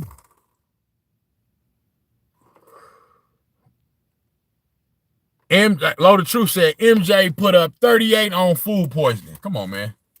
LeBron could never. Could motherfucking never. You know what I'm saying? MJ carried the fucking team, man. That nigga didn't even get to the game until an hour before. He was so fucked up. He didn't even get to the game until an hour before the game. Showed up, bopped them niggas on top of the head, got the win. Justin DeSando says Penny over CP3. The way Penny Hardaway's career was going, those first 3-4 years, shit, he was on his way. But the injuries took over. So yeah, CP3. I mean, Penny ain't over CP3 overall. But if you want to just take like his first 4 years, Penny was that dude. Penny Hardaway was that dude, bruh. Load of Truth says Stockton top 5 in assists and steals. Yeah, you right. He top 5. But he's number 1 in assists and... Oh, wait.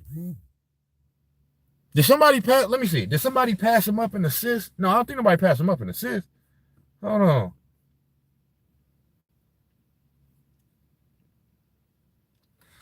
Who's the all-time assist leader? John Stockton. Now, Chris Paul is the closest. He ain't going to get there, though. But John Stockton has 15,806 career assists. Chris Paul is second at 499, basically 12,500.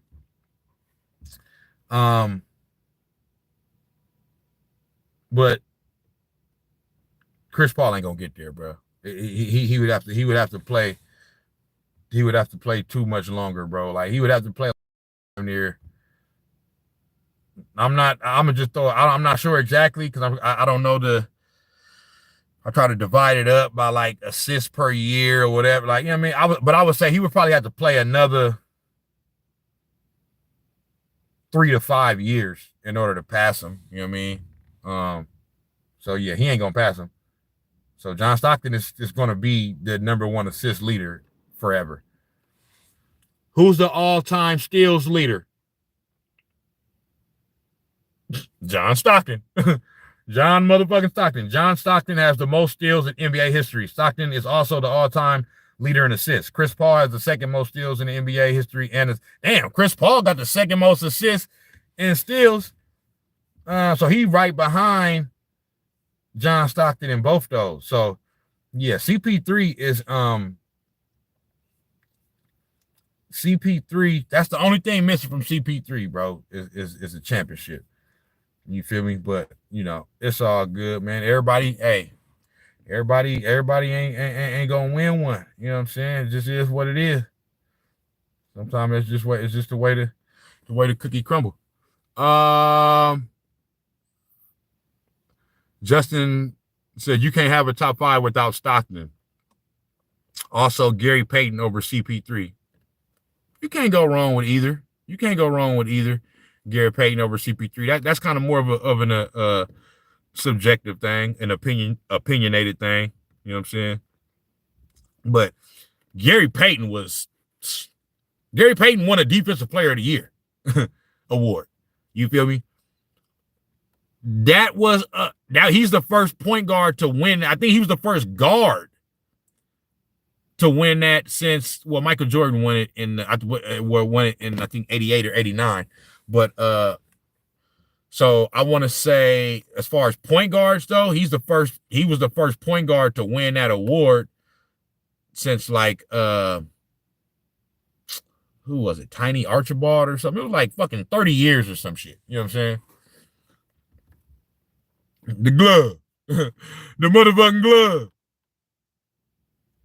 You feel me?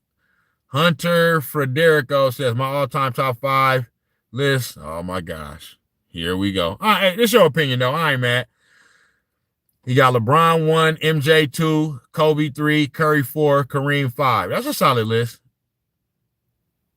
That's a solid list. Hunter, my all-time top 5 is Jordan 1, Kobe 2, Magic 3, Kareem 4, Larry Bird 5. I got LeBron at 6. You feel me? Go to Leangelo says, Flaming Hot Take, Tyrese will be at the 5 spot all-time point guards when he retires. Hey, I don't think that's a hot take, bro. Like Tyrese Halliburton is really growing on me, bro. Like what he done did this in this playoff run, bro. Like that's the type of shit that I like to see. Like he doing some Kobe shit, bro. Like he's showing up in the clutch. He making all the fucking clutch shots. Like he doing the damn thing, bro. Like that's what I like to see, bro. Players that show up when it's time to show up. Don't disappear like LeBron in 2011. You know what I'm saying? Hunter says, if the NBA didn't veto the Lakers trade with Kobe and CP3, would definitely have a ring or 2 for sure. I agree with that. David Stern, you was on that bullshit with that, man. RIP David Stern, but damn, you fucked it up, man, because Kobe was my favorite player, and I was rooting for Kobe at that time, man. And so I really wanted that trade to happen. But it is what it is. Oh shit, Jerry West. Jerry fucking West. My bad. Jerry West. Can't forget Jerry West. Can't forget Jerry West.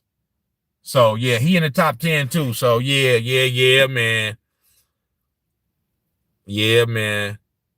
So I got Magic 1, Steph 2, Isaiah 3, Oscar 4, Stockton 5, and then that next 5, I could put it in whatever order I want to, but the 5 players are already there. That's J Kidd, Gary Payton, CP3,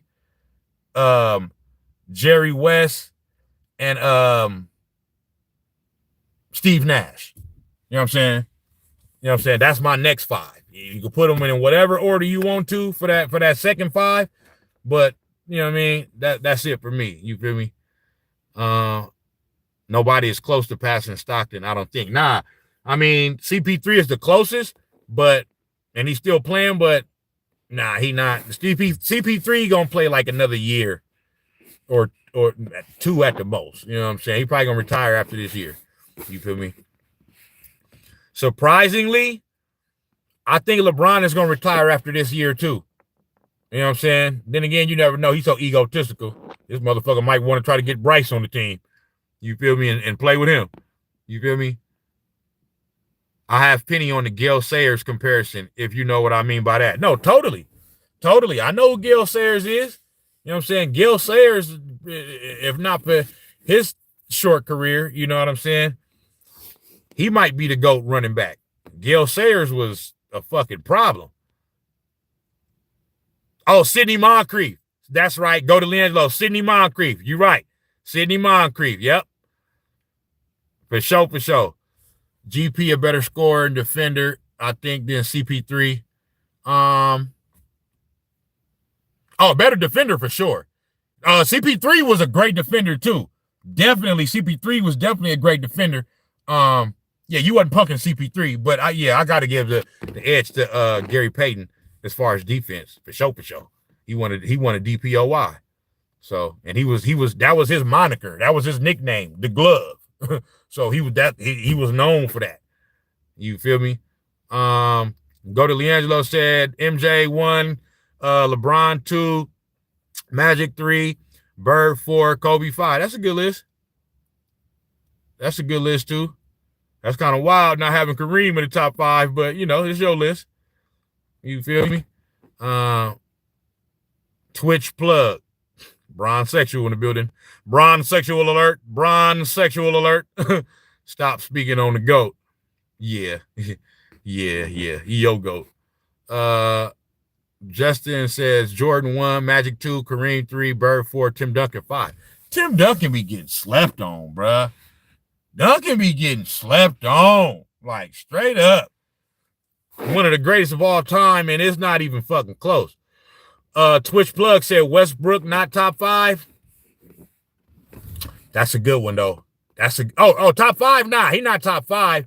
He's not. No, I wouldn't put Russell Westbrook top 5, but he might have a little argument for top 10 though. I forgot about Russ, but my second 5 that I said, I'm taking all of them before I take Russell Westbrook. No disrespect to Russell. You know what I'm saying? Westbrook. You know what I mean? Top 75 player, Hall of Famer, all that. You know what I mean? Triple doubles, all that. You know what I mean? But I'm taking out of my last 5, I'm taking Chris Paul over Russell Westbrook. I'm taking Steve Nash over Russell Westbrook. Yes, I am.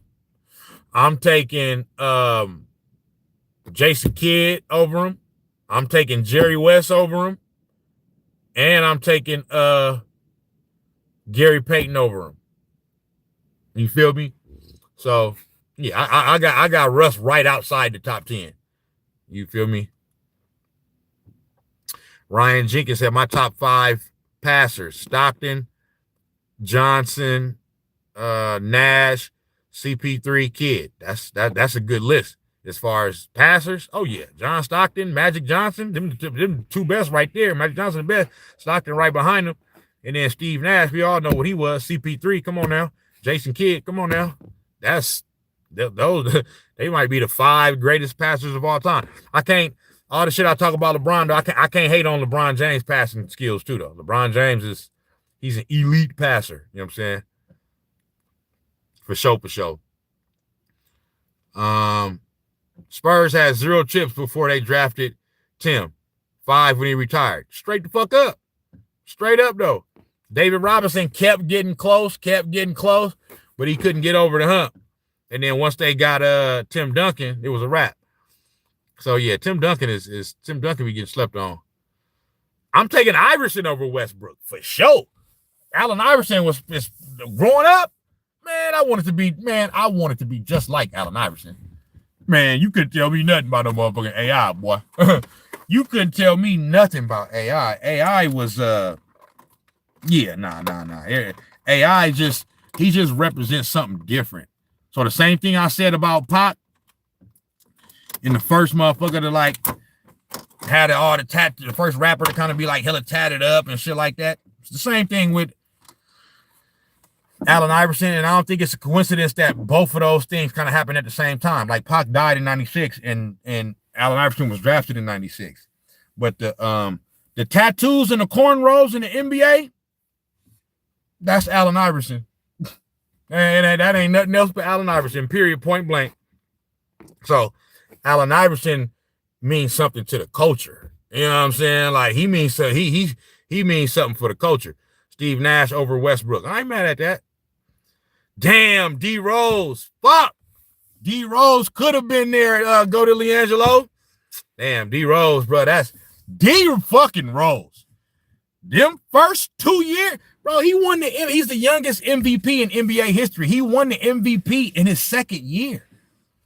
Got to the Eastern Conference Finals. You know what I'm saying? They only got beat by the Miami Heat. You know what I'm saying? With LeBron and D Wade and Chris Bosh. So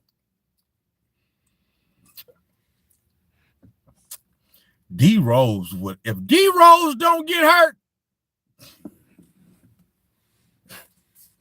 I ain't never seen no shit like that. That boy D Rose, oh my motherfucking God. Matter of fact, let me find this. Boy, D Rose got one of the illest motherfucking dunks I ever seen in my motherfucking life. Man, I'm finna pull this shit up real quick. This dunk right here, this shit was fucking bananas, bro.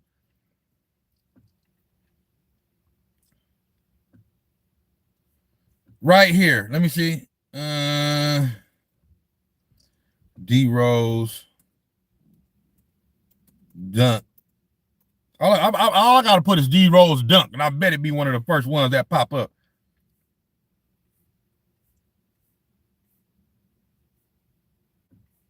Nah, okay, yeah, here you go. This motherfucker D Rose. I ain't never seen nobody with bounce like this. Goodness fucking gracious. Now that's a tomato. Sheboygan. Come on, man. With the assist. Watch this shit. Look at this shit. Oh my God. This nigga cocked all the way back. Get the memo. Derrick Rose can go upstairs. Look at this. Watch this. This nigga cocked it back to the back of his fucking neck. Watch. Oh my gosh. Oh my gosh. Who was that? Dragic? What the fuck is your ass doing, boy? He has a 40-inch vertical. If you done lost your damn mind, you gonna jump with this man? Get the fuck out of here. Look at this shit.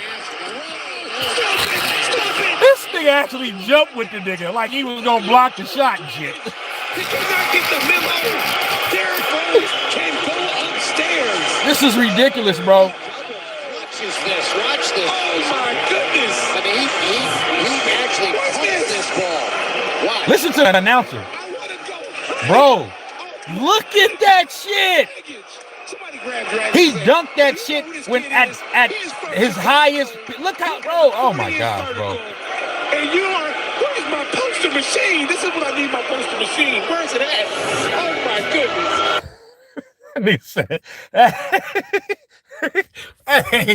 Hey, the motherfucking announcer almost lost his motherfucking top, man. That motherfucker didn't know what, man. Hey. D Rose. Oh my gosh. If D Rose don't get hurt, I mean, I don't know what the fuck. I mean, I don't know what the fuck the NBA was gonna do with that shit. D-Rose was something fucking else. Can't have a dunk list without Vince. Fuck no. What is you talking about? As a dunker, a lot of people put Vince 1. I'm just a Jordan guy. I'm gonna put Jordan number 1, even at dunking. To me, don't nobody do nothing. Only motherfucker that does something better than Michael Jordan on a basketball court is Steph Curry as a shooter, and maybe like John Stockton, maybe the passers. Other than that, don't nobody do nothing better than Michael Jordan on a basketball court. This man didn't have no weaknesses at all. But I understand everybody that put Vince Carter as like the greatest dunker of all time. But I got Michael Jordan as the greatest dunker of all time. I don't give a damn. But I got Vince Carter number 2 though. He can't be no lower than 2. He can't be no lower than 2. Fuck that shit. Jordan on the whole Knicks squad. Come on, man. Man, that oh my gosh, the motherfucking the drive and then the act like you're gonna go back and then the spin back and then yeah. Come on, bro. Come on, bro. Vince Mitchell, stop it. Stop it. I don't block nobody, but your ass damn near finna get blocked. No, I'm just fucking. I ain't gonna block you. But Michael Jordan did not. Tell me what Michael Jordan's weakness was. Tell me. He did not have a weakness on the basketball court. Not one. He did not have a weakness. Oh, KJ dunk over Hakeem. Oh, hey, when that shit happened, yeah, that was that shit. Nigga said gambling.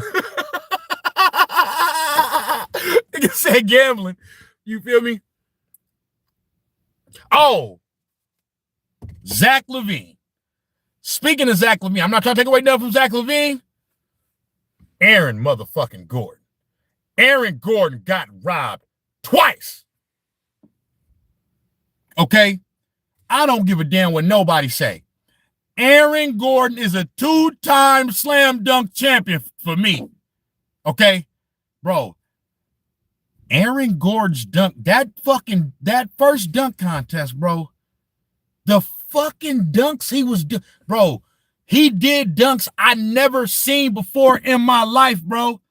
I lost my motherfucking top at home watching that shit, bro, when the motherfucker was spinning. That motherfucker had the mascot spinning with the ball, and bro, when he fucking grabbed the ball and went under his legs and dunked that shit, bro, that's the greatest slam dunk contest NBA dunk of all time, bro. Like, this nigga was sitting down in the air, my nigga. That shit was ridiculous, bro. Like, that was ridiculous, bro. Aaron Gordon got robbed. Shout out to Zach LaVine. Hey, straight bounce like a motherfucker. But Aaron Gordon was robbed twice. Okay? And I met Aaron Gordon, too. Like, he was still playing for Orlando. It was right at, might have been what, 2020, 2021, something like that. And y'all know he from here. He's from the Bay Area. He's from San Jose. The high school he went to was in San Jose. I'll be over there all the time. It's called Mitty. You know what I'm saying? Archbishop Mitty. He went to Mitty in San Jose.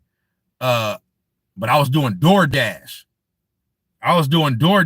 And end up delivering in San Jose to Aaron Gordon. That motherfucker was tall than a mud. Went to the door. I'm like, on the thing, you know, something like celebrities, if they ordering something like that, they gonna put like a different name or something like that. No, when I got the request to deliver, he ordered. He was eating some sushi. I delivered some sushi to him.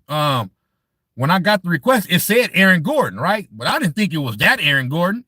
As soon as I seen it and it said Aaron Gordon, I'm like, Aaron Gordon, because you see the name when you get a notification when they send a order to your phone. So I'm looking at it. It say Aaron Gordon. So I thought about him as soon as I seen it. I'm like, oh, I didn't. I never thought it was gonna be that Aaron Gordon. Nigga, I pull up to the house. I don't think he was at his house. He was at a house in San Jose that was a big house, but it was just like a regular big house. It wasn't like a mansion or nothing like that. It was a nice house, but it wasn't. So I don't think he was at his house. He probably was at a family member's house. But as soon as I pulled up, it was nighttime, and they had all the curtains open. And I knew that I was delivering to him once I pulled up and looked through the window in the house because I could see the nigga in there. I said, wow, this is fucking Aaron Gordon. You feel me? So he came to the door and I asked him for a picture. He did decline. The only reason why he declined, though, is because he wasn't like clothes right. This nigga came to the door, no shirt, and with some little ass fucking shorts on and shit. You know what I'm saying? But he did give me a fat ass tip. And then I went to Twitter and then tweeted like, hey, y'all, I just delivered to Aaron Gordon, whoopty whoop. And then he retweeted that. So that was cool. He gave me like $100 tip. You feel me? And he retweeted my tweet. So that was pretty dope. Oh, Load of Truth said my cousin went to Midi football, basketball, and track. Yeah, Midi is one of those schools. Bad enough said Aaron Gordon good at dunking, but not 5-on-5. I mean, he done got better. You know, Aaron Gordon is a solid player now. You feel me? He ain't just no dunker. You feel me? You feel me? But yeah, I mean, we all know the great dunkers. Jordan, Dominique, you know what I'm saying? Aaron Gordon, Vince Carter, you know what I'm saying? Shit, Shaq. You know, Shaq wasn't like, you know, but nigga, Shaq was... I think he's still one of the greatest dunkers of all time, too, even though, you know, he wasn't, you know what I mean? But just, yep, Aaron Gordon from San Jose, off the top. But yeah, let me pull this up. This is the last thing I'm going to show y'all. I'm finna jump off here, man. I got to get off. I've been on this bitch for, what, 3 hours? Yep. Aaron Gordon dunk contest. I want to see a few of these just to remind my damn self.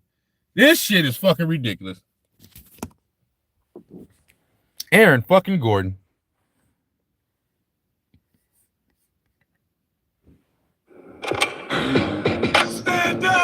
Giannis. He's getting a workout. He's doing his thing, though, man. Well, he's just standing there, Kenny. No, but that cover board and doing that, come on, man. No, it's hard to believe this was 2016. Mascot. That's, bro, stop it. Stop it. Oh, Daryl Dawkins. Daryl Dawkins for sure. Sean Kemp off the top. It's over, ladies and gentlemen. It's over again. That might be. If you said it's over. Look, bro. Look at this. Bro, you guys don't understand how hard that shit is to do, bro. Bro, what the fuck? That shit is fucking ridiculous, bro. Like, stop fucking playing, bro. Let me see. Oh, this the whole thing. I don't want to see the whole thing, but I just want to see a few of them shit. How do you work on these dunks? Oh, look at this shit. This is real. Okay. This is real. This is real. Come on, bro. Stop fucking playing. Go to LiAngelo said, I can't even do that shit in mini hoop. On my mama. On my mama. How you do it? He cut it and he put it behind the hand behind his neck like Karl Malone and then did the dunk. That is. That's crazy. That might be the best. That's crazy. That was great. But then when you have the guy spinning on that hoverboard and the time it at that time, the time it when he's coming. Yeah. Yeah, he had to time that shit, bro. Look at everybody like, man, stop it. Yeah. Look at Dikembe. R.I.P. Dikembe Mutombo. Okay, Zach LaVine. Jackson. Oh my God. That was dope, but that wasn't like, nah, that wasn't like Aaron Gordon, bro. That's a 10. That's pretty impressive. That's a great dunk. That's a great dunk, but yeah, nah, that. They gave him a 50 though. See, that's what I'm saying. He got robbed. I'm just happy to see good dunking. He got robbed. if that dunk that Aaron Gordon did was a 50, that dunk that Zach LaVine did, that cannot be a 50, bro. That was not, like, come on, man. Like that, okay, I say give him a 48 or a 49. That wasn't a 50, bro. You know what I'm saying? Like they cheated him with that. What the fuck going on with my shit? Yeah, they cheated him with that. From 2 feet. Hey, I'm gonna tell you, man, the Orlando Magic mascot. He's getting a workout. He's doing his thing, though, man. What, he just standing Yeah, there? straight up. No, but that cover board and doing that, come on, man. No, that might be Alfred Payton in that mascot. Oh my God. Oh my God. Stop fucking playing. San Jose, stand up. Bay Area, stand up. I've been saying this since 2000. It's over, ladies and gentlemen. It's over again. That might be. That's the illest dunk. That's the illest dunk in the slam dunk contest I ever seen, bro. On the contest. This is the illest dunk I ever seen in the slam dunk contest. Hands down. Oh my God. Let's go home. Let's go home. Let's go home. It's ridiculous. Now, Vince Carter, you know, is a close second with his shit. And Zach LaVine, too. But this is the illest dunk I ever seen in a slam dunk contest, bro. Like that, like, who thinks to do some shit like that? Hey, listen. Kevin, I was 2 seconds right behind you. Yeah, Go to Leangelo said did a weaker version of Gordon's dunk and got the same score. Like they was, I mean, I don't know if they was just trying to be nice or what, but he was actually in the legs. He was in a seated position when he caught the ball. He did a crunch. I get so fucking tired of these fucking ads, man.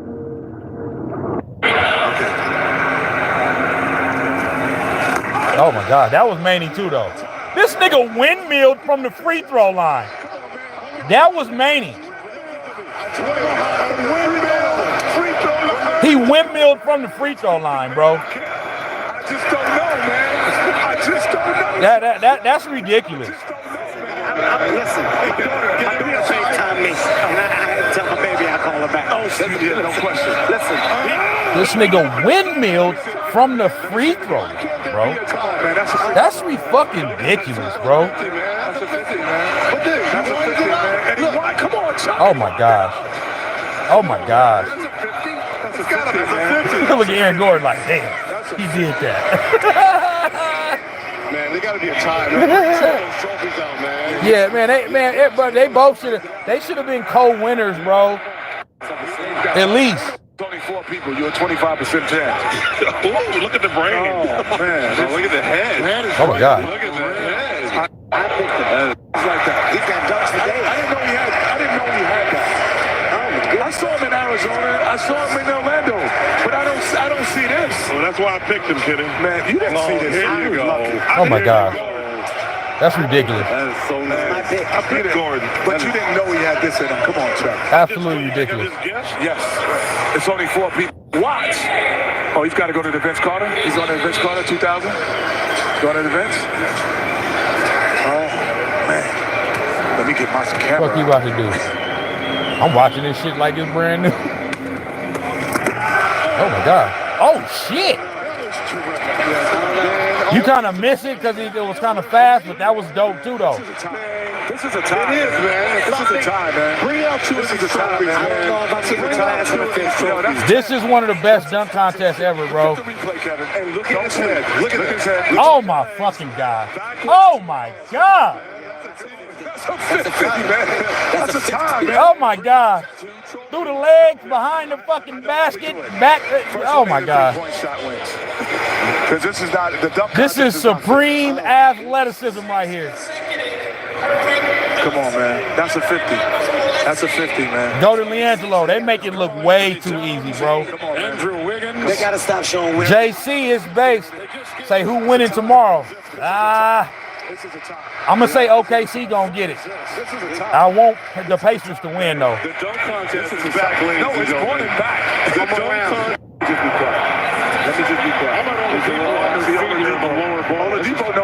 got inside of him. So does Peyton. He knows what he got so inside. does Peyton. Yeah, they know. See, now this is where he kind of like started running out of ideas though. Like that was dope. But it's like after a while you just start running out of shit to do. You see it in slow motion. Hey man, you would know what you just saw. Hey man, you would know what you just saw. Yeah, slow-mo. When they slow it down. Watch how low he's bringing Nigga said Bismack Biombo. He cocked it behind his head like he was going to tomahawk it. And then it's like, I changed my mind on the tomahawk. Oh my gosh. Oh my God. He cocked it and then, oh my God. Kidding me? Oh my God. Oh, come on, man. Bro, you got to have Supreme's hang time to do that, bro. I've never seen that. I've never seen that. Yeah, they are. They're looking at a replay. I've never seen That's that. ridiculous. I've never seen that. Let me see Zach Levine real quick. Good night, sweetheart. I think he just went back to back. Oh, I think we missed it. Hold on, my fault. What if he go 360 from the free throw line? Now I run out there and half out him like Kevin Hart did. Okay, all right. A 360 from the free throw line. That'll be some shit. He's not going to do that. That's impossible. Okay, we're going to see. Through the legs from the fucking free throw line, bro. Fucking stop it. Gordon got robbed, bro. Shroom Merchant, Gordon got robbed. All you have to say on this. That nigga name is Shroom Merchant. That wasn't free throw line. That was step in. Man, that's only one step in. That's the free throw line. That nigga went through the legs. You got to cut him some slack on that. To me, that dunk that Aaron Gordon did But is see, just as impressive. but see, look. To me, that's just as impressive. That's not a 47 But see, look. That's not a 47 dunk. The thing about it for me, the thing about it for me is that even though that was a dope dunk, Aaron Gordon's dunks were just, it just felt like his dunks was way more like he had to be in the air longer for his dunks. You feel me? So his dunks just seem a little bit more, he had a little bit more aerial assault, but they both did their thing. And yeah, this is one of the greatest dunk contests of all time, bro. Straight up, you know what I'm saying? But yeah, man. Hey, shout out to all y'all, man. All my people, everybody in the chat right now. Give your boy a like, man. Subscribe and all that. You understand me? I gotta end it though, bro. You know what I'm saying? I'm gonna come back tomorrow though. After the game, let's see what happened. Game 4 tomorrow night. OKC. Your season on the line. Your season on the line. So let's see what happened tomorrow. And man, shout out to everybody that's tapped in tonight. Go to Leangelo, Shroom Merchant, everybody that was here earlier, Loaded Truth. You feel me? Ryan Jenkins, Montana Music. You understand me? Justin. You feel me? Yeah, everybody, man. Everybody, man. Shout out to all y'all. I'm gonna tap back in with y'all tomorrow. You feel me? And we're gonna do it like that, man. One love. Snax on Sports. I'll be back with another one. Gone.